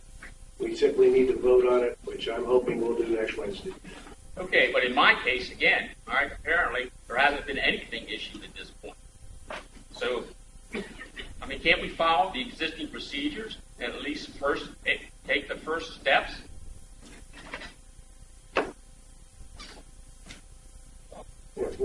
Nothing. Boy, the silence is deafening here. I just told the president. He said, "What's been dragging your feet too long? Time to do it." Okay, but to answer your question, sir, not his.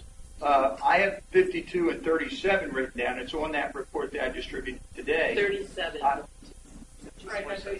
Okay, it's not 32. Let's talk about 32. Okay, I have, I believe, 52 and 37 on that report. You're mentioning 32. I can't speak to that at the moment, but I will find out by tomorrow what, if any, action has been done. Marty, how many times have I brought up 32? The last 5 meetings. Okay. Am I right? No, I've been by his house 3 Nobody's talking. None. I'm sorry, Joe, would you repeat that again? There's no violation followed. It's never been submitted as a violation. Not next to you. Right. Bob won't see a thing because CPI has never filed violation law. But if we have a vote on this, this issue will be on there also. That you have my word on. 32 will be on there? Yes. Even though we probably never even notified them. Well, who's going to initiate the violation then? Why it hasn't been initiated now, I can't tell you. It's not my job.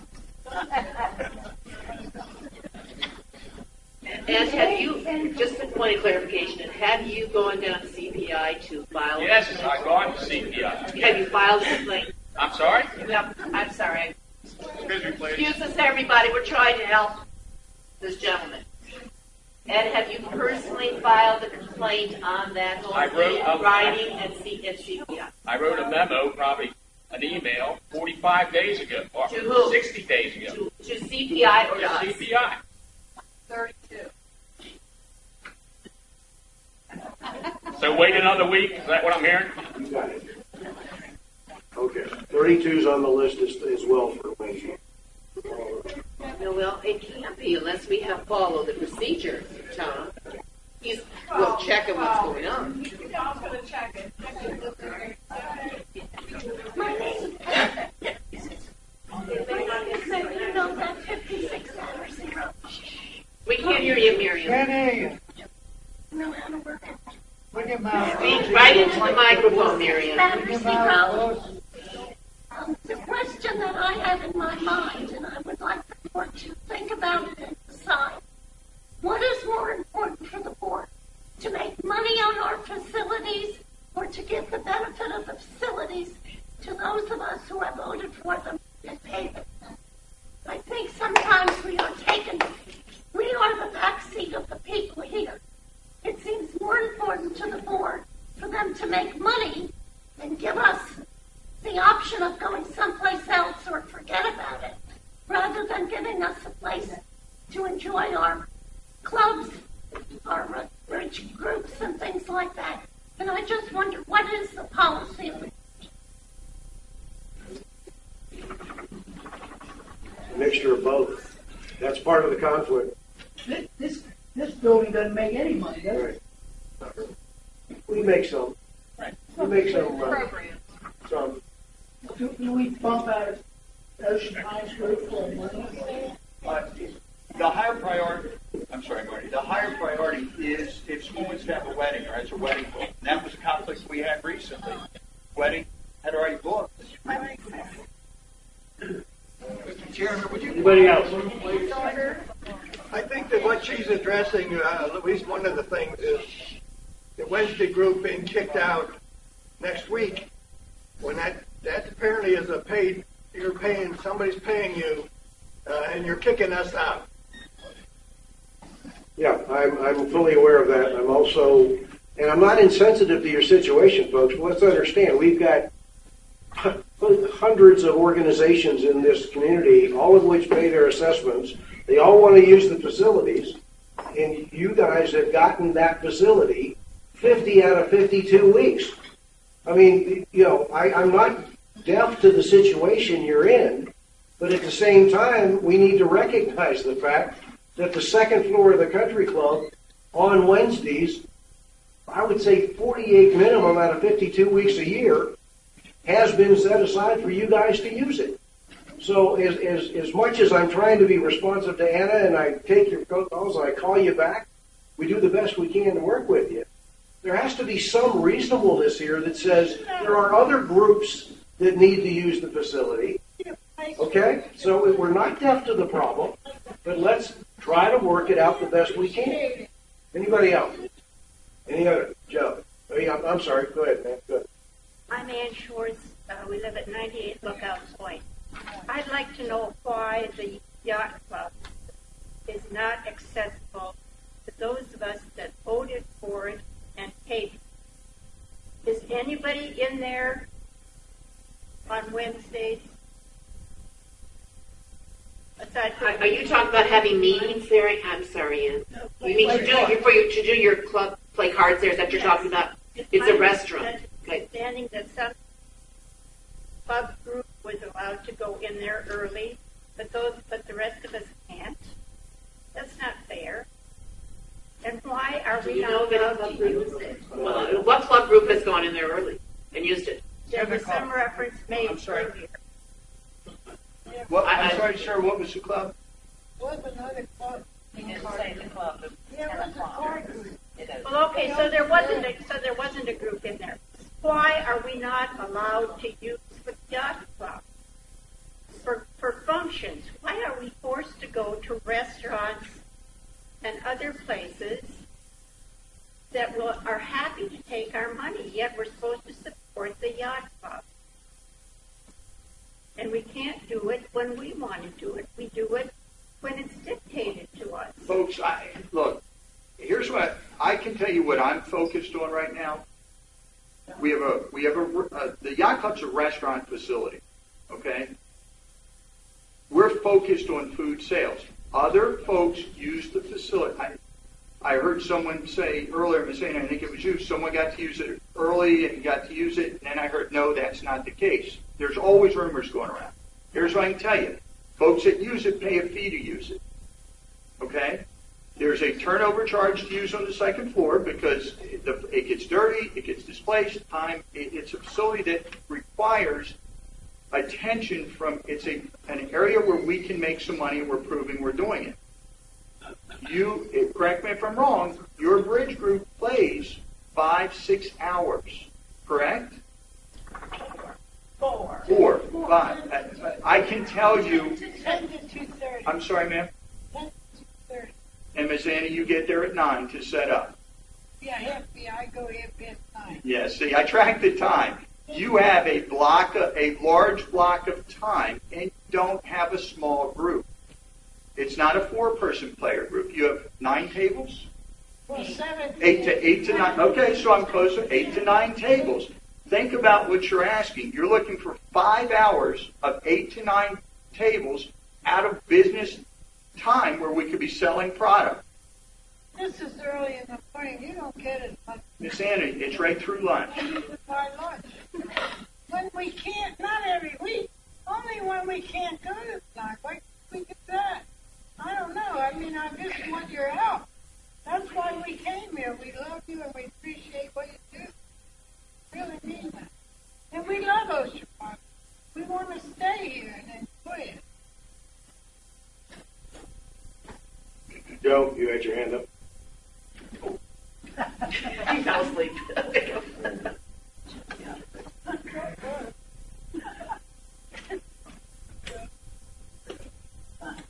Is it working?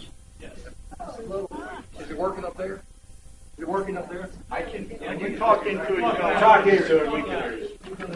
Anyway, Joe Reynolds, 84 Watertown Road, lot 332, section 11.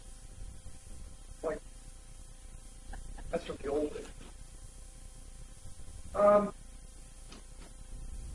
With regard to the gentleman who's had the problem with the junk cars, I've been over and looked at that. How many board members have looked?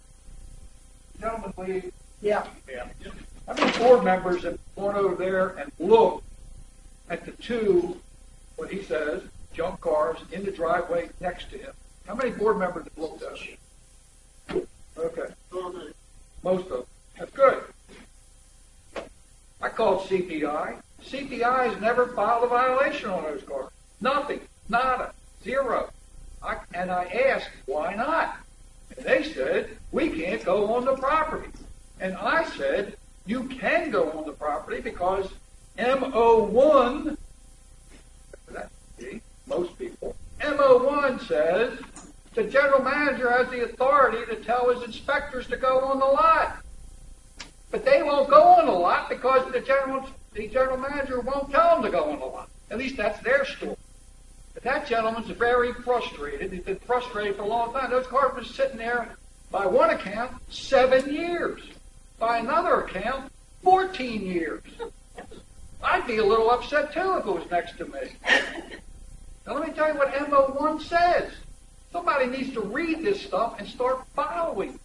We put a lot of effort, board members put a lot of effort over time into this stuff. MO1B says it is the intent of the board that the general manager and CPI staff focus on those violations that significantly detract from the appearance of the surrounding neighborhood, present a health or safety risk, and or detract from our members' property value. We don't do that. What you're going to hear from today, I have a good guess, when we finally get to it in another 2 hours or so, we're going to hear CPI violations that talk about a decorative fence on a piece of property that looks beautiful. We're going to hear that. And here's this man with 2 cars. Over on 13, what's the address? 13 what? Not June Way. Somebody help. 32. Are you talking about the fence? You talking about Teal Circle? No. I'm talking about a house. Teal Circle on the fence. No, not Battersea. I took board member Jeff over there to show him this location 2 weeks ago. It's near it's right off of Watertown. There's a house there that is a disgrace. It has to be in the top 2 of the worst houses in Ocean Pines. The decks around it are rotted. The floor the roof has tar paper on it. The inside is an absolute mess where water's falling through the roof. The walls of the house are rotted. There has not a single violation been filed. Nobody could see that house was there? Well, let me tell you something. Somebody got a permit and is building a brand new house right next to it. Now, how do you get a permit? Obviously, our inspectors have been going over there, but not a single violation has been filed in the house. That place is dangerous. It's a health hazard. No violation filed. I'll get you the address. This is going on all over the place.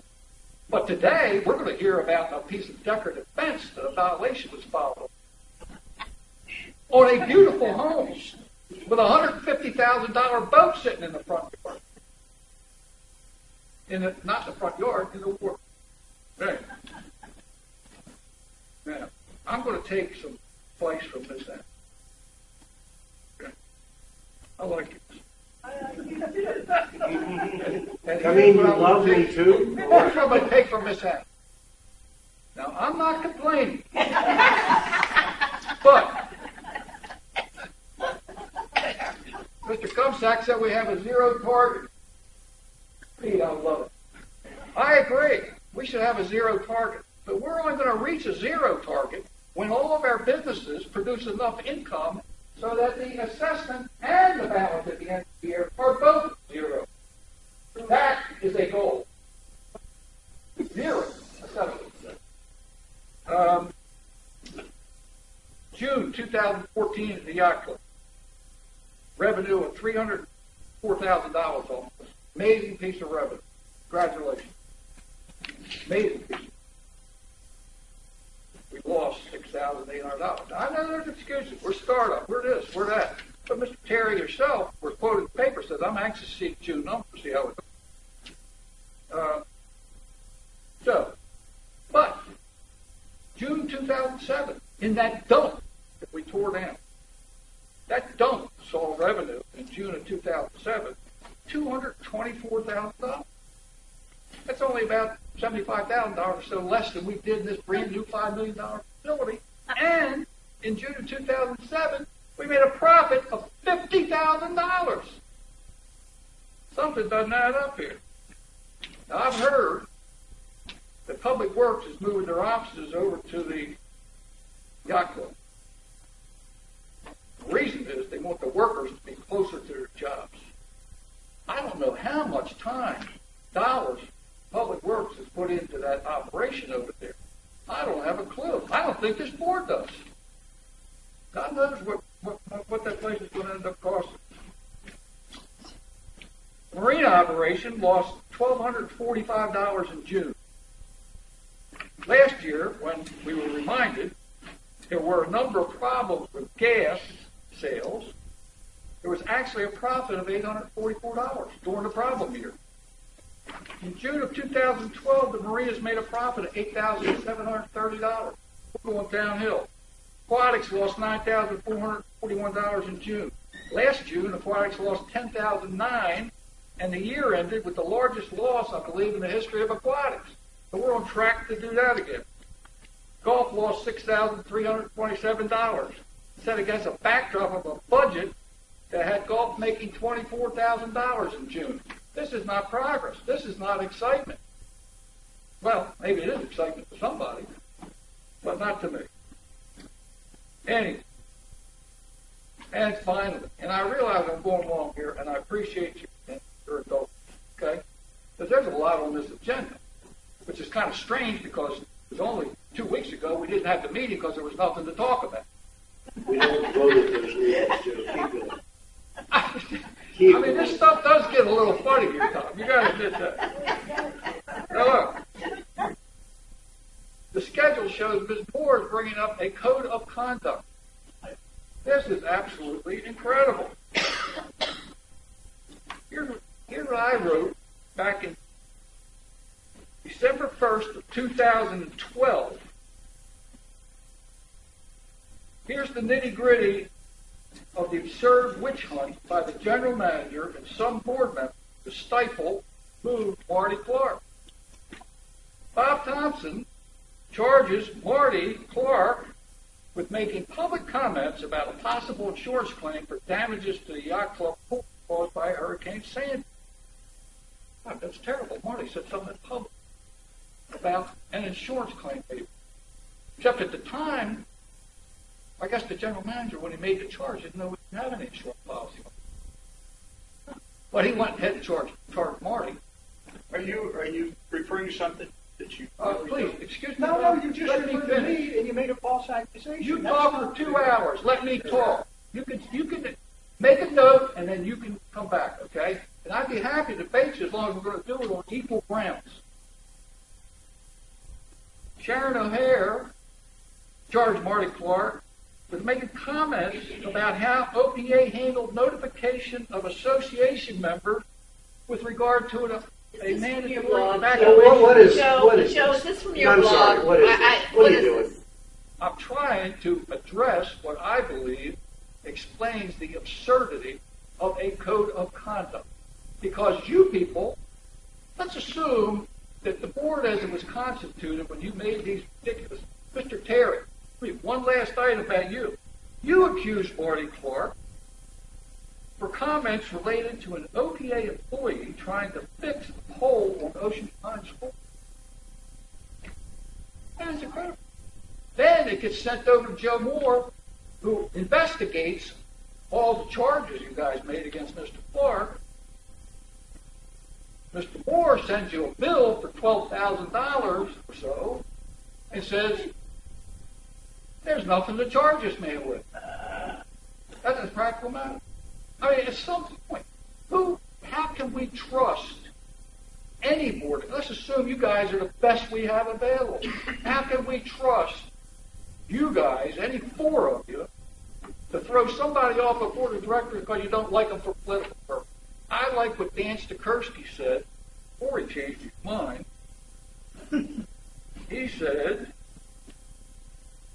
board members are elected by the association members, and only association members should have the power to move.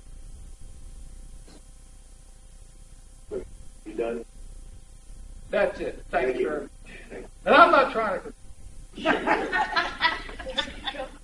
Anybody else? Thank you. Okay, next thing on the agenda. Terry Moore. Contrary to what was just said, this is not a code of conduct. No, this is old business. This is old. We're done with the old business. business. We're done with old business. We already finished it. Oh, we did? Yeah, we did it during the discussion. Thank you. This is not a code of. Thanks. This is not a code of conduct. It is a sample of a generalized code of ethics that every organization pretty much has a code of ethics within their guidelines. It is something that I was asked to do a year ago, and it's been batted around, and Joe usually makes comments about it. So I'm just giving you this sample again. There will be a new board in August. Do with it what you will. I'm fulfilling the obligation that I had to provide it, and really it's just for discussion for later. That's really all. Period. You're asked by who? I don't know. By who? What? You were asked by who to do this? Oh, well, no, it came up last year, and I never completed the process, is really what it is. And I didn't want to leave the board and not have completed this process. Now that's a date. Okay, review of year-end numbers, Marty. Anything else? No, we've done it. All right. Review of May, June. Membership report. Right. No. No. Okay. Okay, we'll move on to Resolution C14, which was my motion having to do with the tennis and racket. This motion submitted by myself for inclusion in this board meeting. The Board of Directors hereby accepts the first reading and changes to Resolution C14, which was advanced to you in advance of this meeting. Thanks all members of the existing Tennis Advisory Committee for their service. Terminates the terms for all existing members of the Tennis Advisory Committee. Appoints the following people to serve on a new Racket Sports Advisory Committee for these terms. The 6-year total will still apply. From the tennis community, John McNulty for an initial 3-year term. Leslie Shippey, 2-year term. Bill Rako, 1-year term. From Platform Tennis Community, Tom Herricks, 3-year. Diane Harris, 2 years. Scott Weekly, 1 year. From the Pickleball Community, Frank Creamer, 3 years. Julie Wolf, 2 years. And Bob O'Malley, 1 year. Appoints John McNulty as the chair of the newly formed committee. Background: representatives of the tennis, platform tennis, and pickleball players have been working together to develop and support a migration to a racket sports complex at the Racket Sports Complex at Macklin Creek. This effort has included the current chairs of the Tennis Advisory Committee, representatives of the platform tennis and pickleball, Sonia Bounds, and myself as the liaison. The effect of this motion is it reformats and renames the current Tennis Advisory. It does not create a separate or new committee. It provides for all 3 primary racket sports to help the GM and day-to-day management of the racket sports and the OPA. It provides all 3 primary racket sports to help the board in its deliberations. You have a copy of the revisions for C14. I will look for someone to second my motion. I will second it. Okay. Discussion? Any discussion? I guess it's not Jim anymore. Bylaws and resolutions. it's signed off by them. Yeah, Jim worked through this one.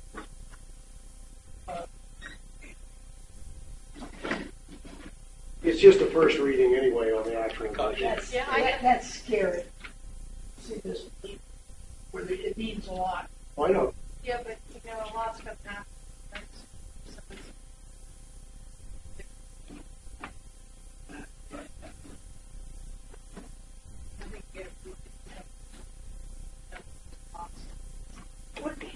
When did this finally get posted online?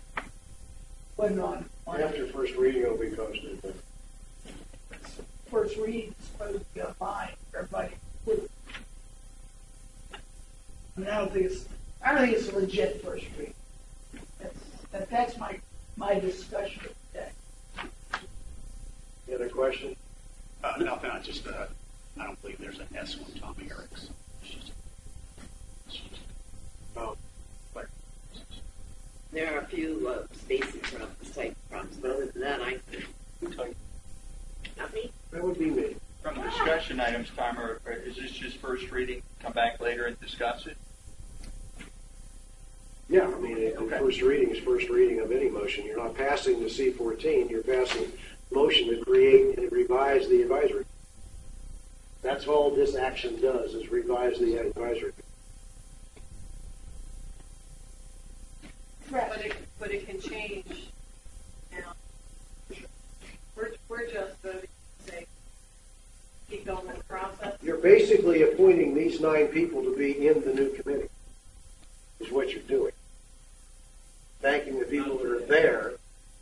I mean, we've never gone through this as a transition report. Yeah, we've never done this before, and rather than create a whole new committee, they're looking to, as we've talked about all day, these 3 committees, they all agree who the players are, years, everybody agrees with this. So what's the next step after that? The next step of I this, get emails in my hand that everybody does them. Wait a minute. what do you mean they don't agree with this? What are you talking about? You didn't get any of these emails about people that committee is not signed off. Primarily blah blah July meeting. This is from Jim. That has to do with the problem with the platform. No, this is C-14. Well, and there's. So can you help me? What is the next step after? The next step after this is to get response and suggestions for any changes that need to be made to C-14 that allows this committee to begin work. And Tom, you want to get it done by next Wednesday? Yeah, I mean, that was the idea. They picked their people. This is no different, folks, than us suggesting to accept Audrey Wall and John Ferry to be on a committee that exists. We're just appointing the members of the committee and taking this as a first reading, which doesn't vote it into formal procedure. Do we need a vote? Yeah, I'll call the question on the motion. Here's a second. All those in favor of the motion? Aye. Opposed? Opposed. Thank you.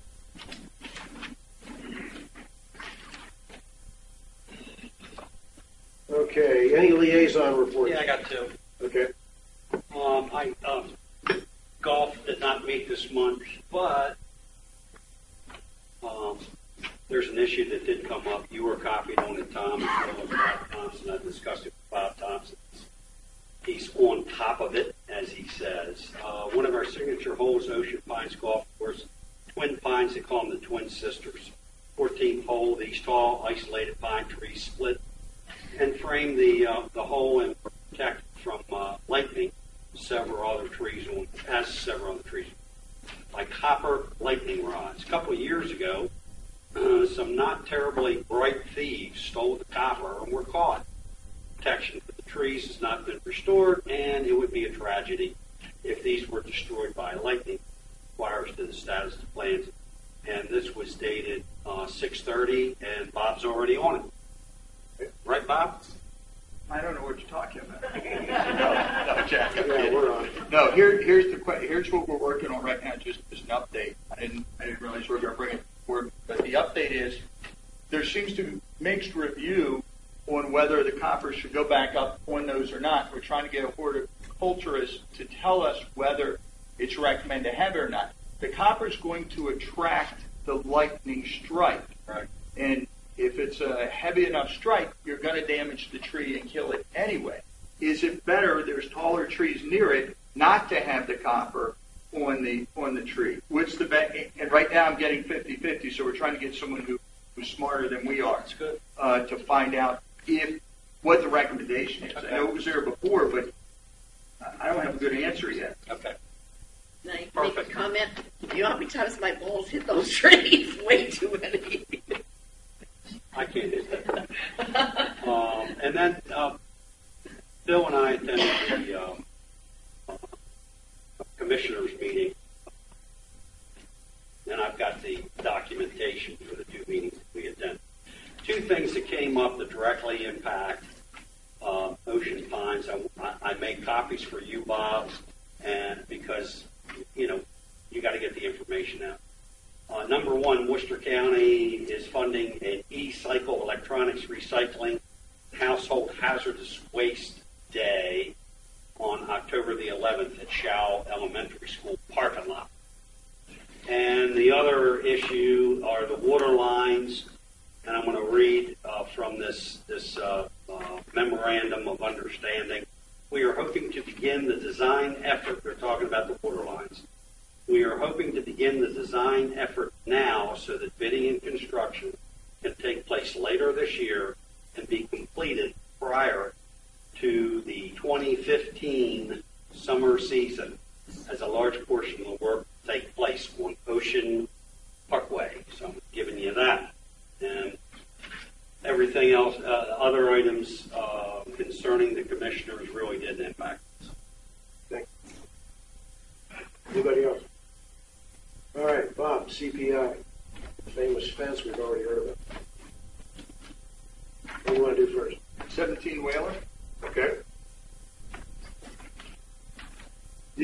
Just look at the picture. The house is just needs to be cleaned up. Basically, our recommendation is to either we're going to hire a contractor, which we've done in the past, power washing, and then just put it against the house property through the assessment. Can I make a comment on that, please?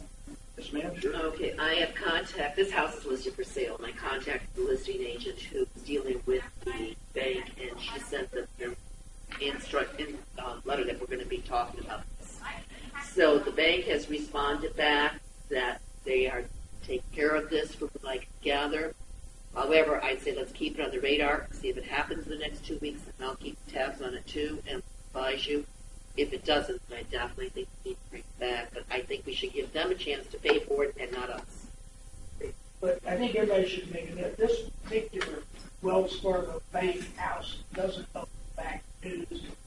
They still owe us 5 houses back dues. Find somebody that's got a good working relationship with all. They actually owe us $49.89.70. No, this particular home is nothing. No, this house is paid. So is there agreement to put this aside? Yes, absolutely. Okay. I don't want to belabor the point, Marty, but most of these big banks, these big national banks, have regional VPs, regional directors. That's probably an individual we ought to get to know and try and put some pressure on these banks. Pay us any money that they owe us for whatever reason, because after all, people sitting out here in this audience are their customers or potential customers. Freddie Mac owes us over $50,000. It's terrible.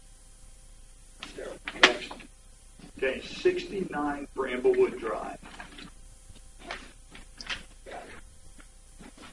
Letters have been sent, follow-up action. Member was contacted. I had agreed to do some work. Nothing was done. We'd like to recommended action, send to OPA for action, or, and I'm going to let the board decide on this, hire a contractor to remove the trees, debris, and repair the screens. Charge against their assessment.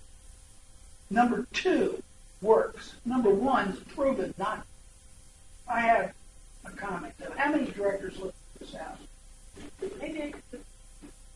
It's a well-kept house, except for a couple of piles of some stuff. But here's the big thing. Did anybody notice Animal House on the way to this house? The one with the flags and the signs and the, Every day. what do you call it, stuffed dummies in the yard? Why are we looking at this house when the house on the way to this house is a pigsty? No. My question is this, Marty. When somebody makes a complaint, this sounds to me like this is being, so somebody must have complained about this. No is doubt that about correct? it. Okay. So I'm not disagreeing with what you just said. Perhaps someone should be making a complaint about that we're talking about. But this one has had complaints. They've been working on this since 2013.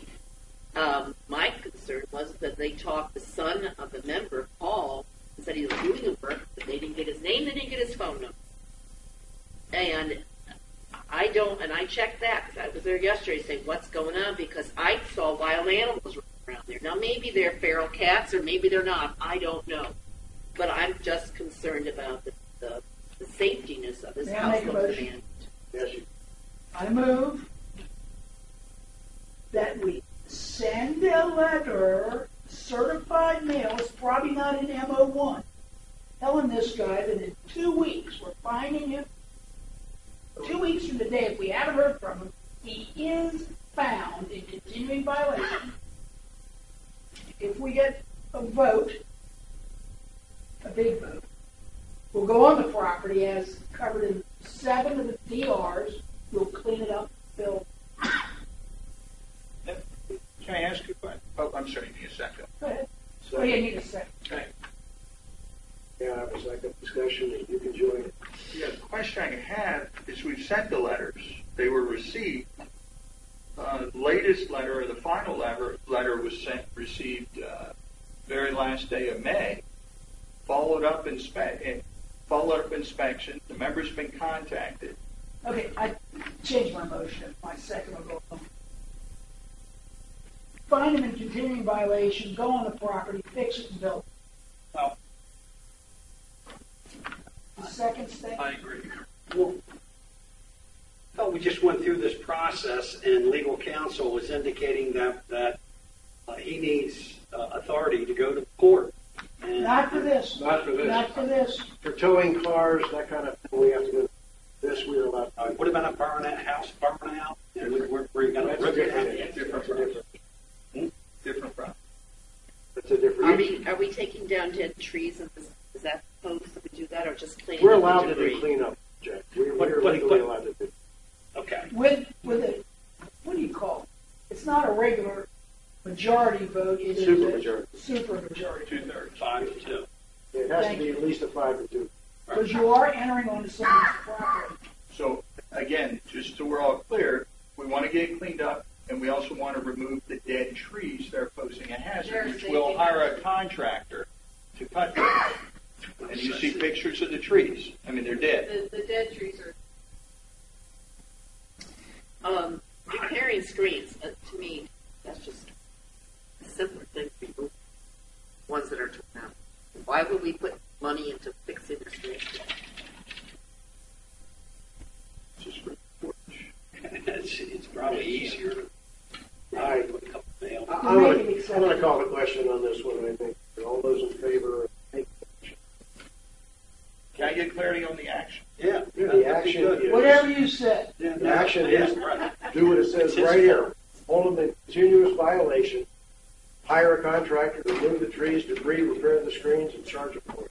And you guys are convinced we do not have to go to legal authorities. Absolutely. Yeah, absolutely. We do We're not. doing it for years. Because we're hiring a contractor to take down a We tree. do not. We have the absolute right to maintain these properties. and Right. replace them. All those in favor? Opposed?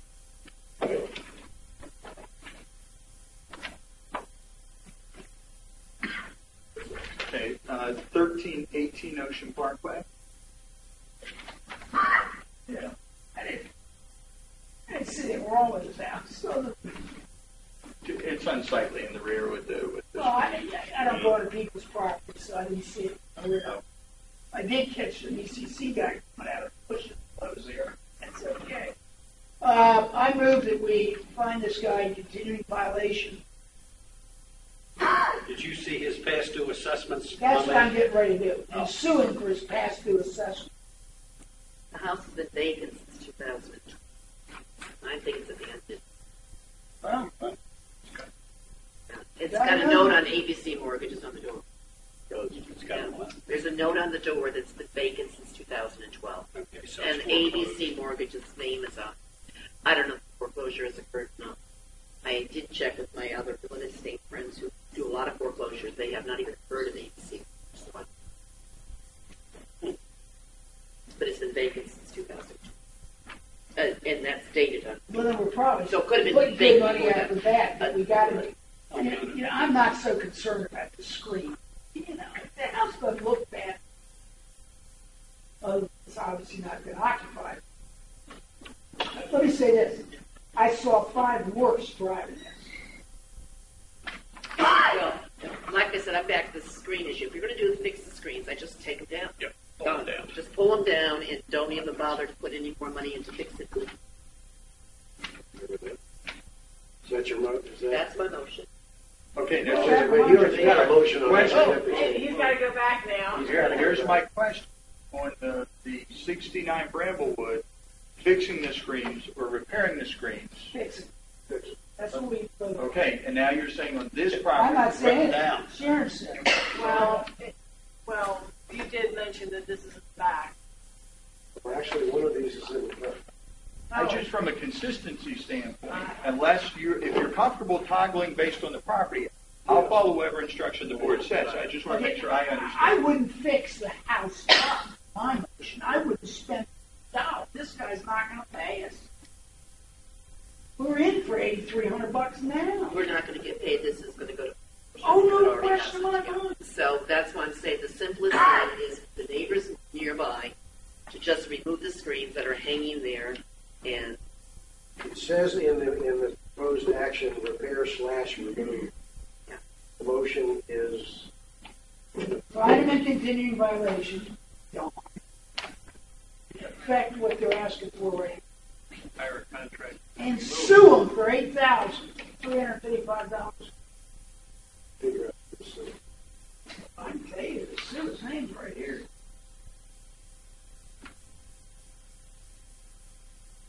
Is there a second on that one? I'll second. So now we're moving screens or repairing them and suing them. Any other Finding them in discussion? continuing violation. Oh, yeah.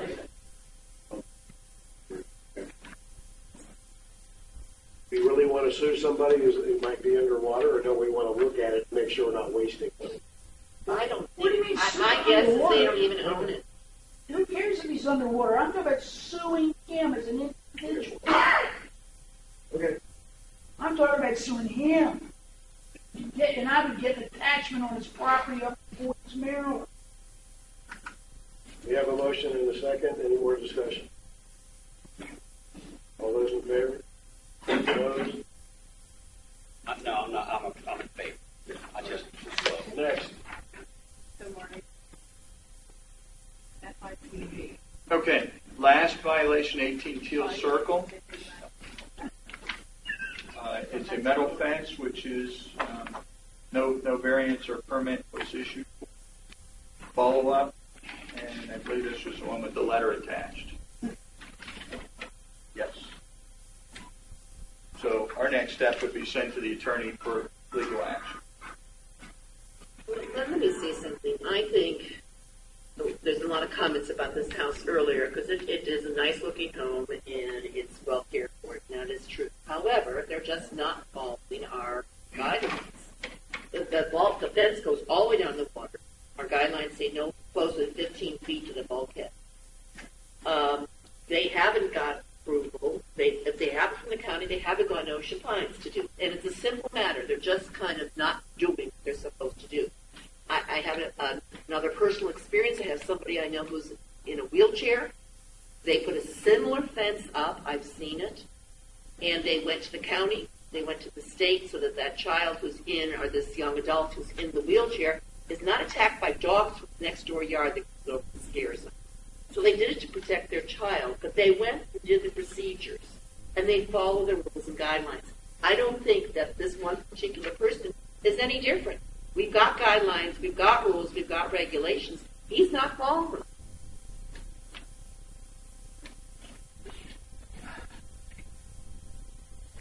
I would rather see us going after the houses. And Marty, we should be doing both, but he's not following the rules and regulations either. And because he's got a nice looking home doesn't make him any better or any worse than anybody else. But it's worse. If the guy pays us the $105 fee, it's done. It's done. He ain't gonna do it, Except so we're going to spend the fence is $500 not supposed to chasing be any closer than 10 feet to the rear property line or no closer to 15 feet to the bulkhead path. He's not following that. I didn't see any landscaping along the side of it with the fencing. He's not, the outside perimeter shall have shrubs or planting sufficient to screen the fence. He's not following the regulations, Ocean Pines paths. So if he doesn't follow them, then why should you or why should I if he doesn't have to? Are we in a catch-22 here because Ocean Pines has the same fencing around its No, that's a pool.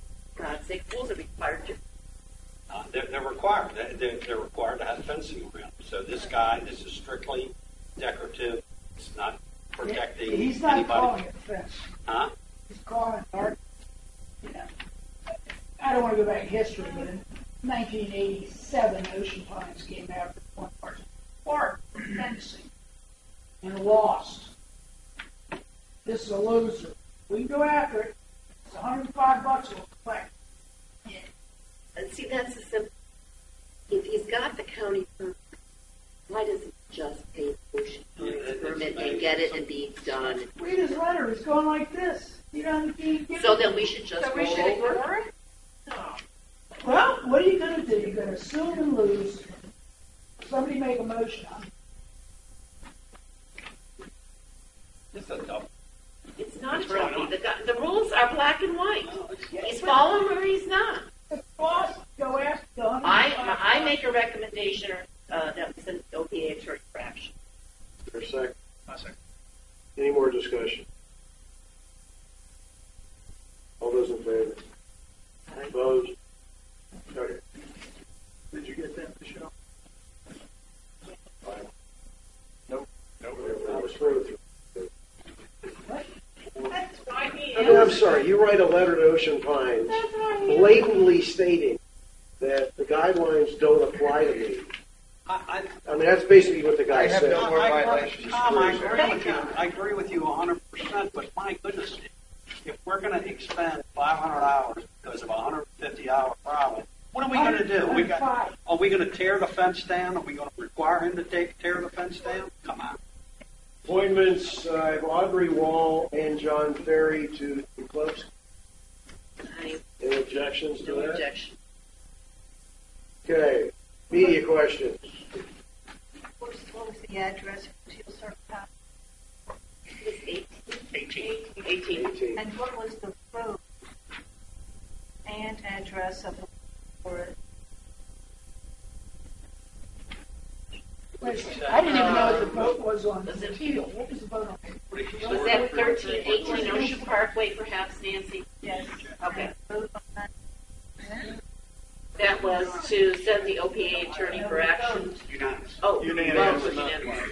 And was the vote unanimous for 69 grams? Yes. Okay, thank you. Anybody else? I have a question. You all presented an overall budget variance of 14,000 that looked like an annual, and then there was another one that applied to June year to date, but it sounded like Bob Thompson said it was June. So, and that was a 65,000 negative variance overall. So was it really June that was the 65,000? Year to date. Year to date, May and June. It said on time, year to date. May and June, yeah. Months. Excuse me too. Could you clarify what was discussed? You had made mention about the closed meeting, about property. Could you clarify that a little bit? I didn't quite catch what occurred. Basically, we had a property. We've had two closed meetings. We've had properties that we're looking at our list of delinquent assessments, those who owe us money, multiple years of delinquent assessments, and and the property we see is showing up in the paper to go to foreclosure, we're evaluating them one at a time. If there appears to be value where we could recoup our losses of the assessment that's overdue. In closed session, one property was elected to move forward on, to acquire. The other property didn't look like there was enough room To acquire. That's the part I missed. Yeah, look to buy it at foreclosure. Okay, that was the part I missed. So we bought one property at foreclosure. Okay. It has not settled yet. Okay, that's the part I missed. Thank you. Motion to adjourn. Motion to adjourn. All those in favor?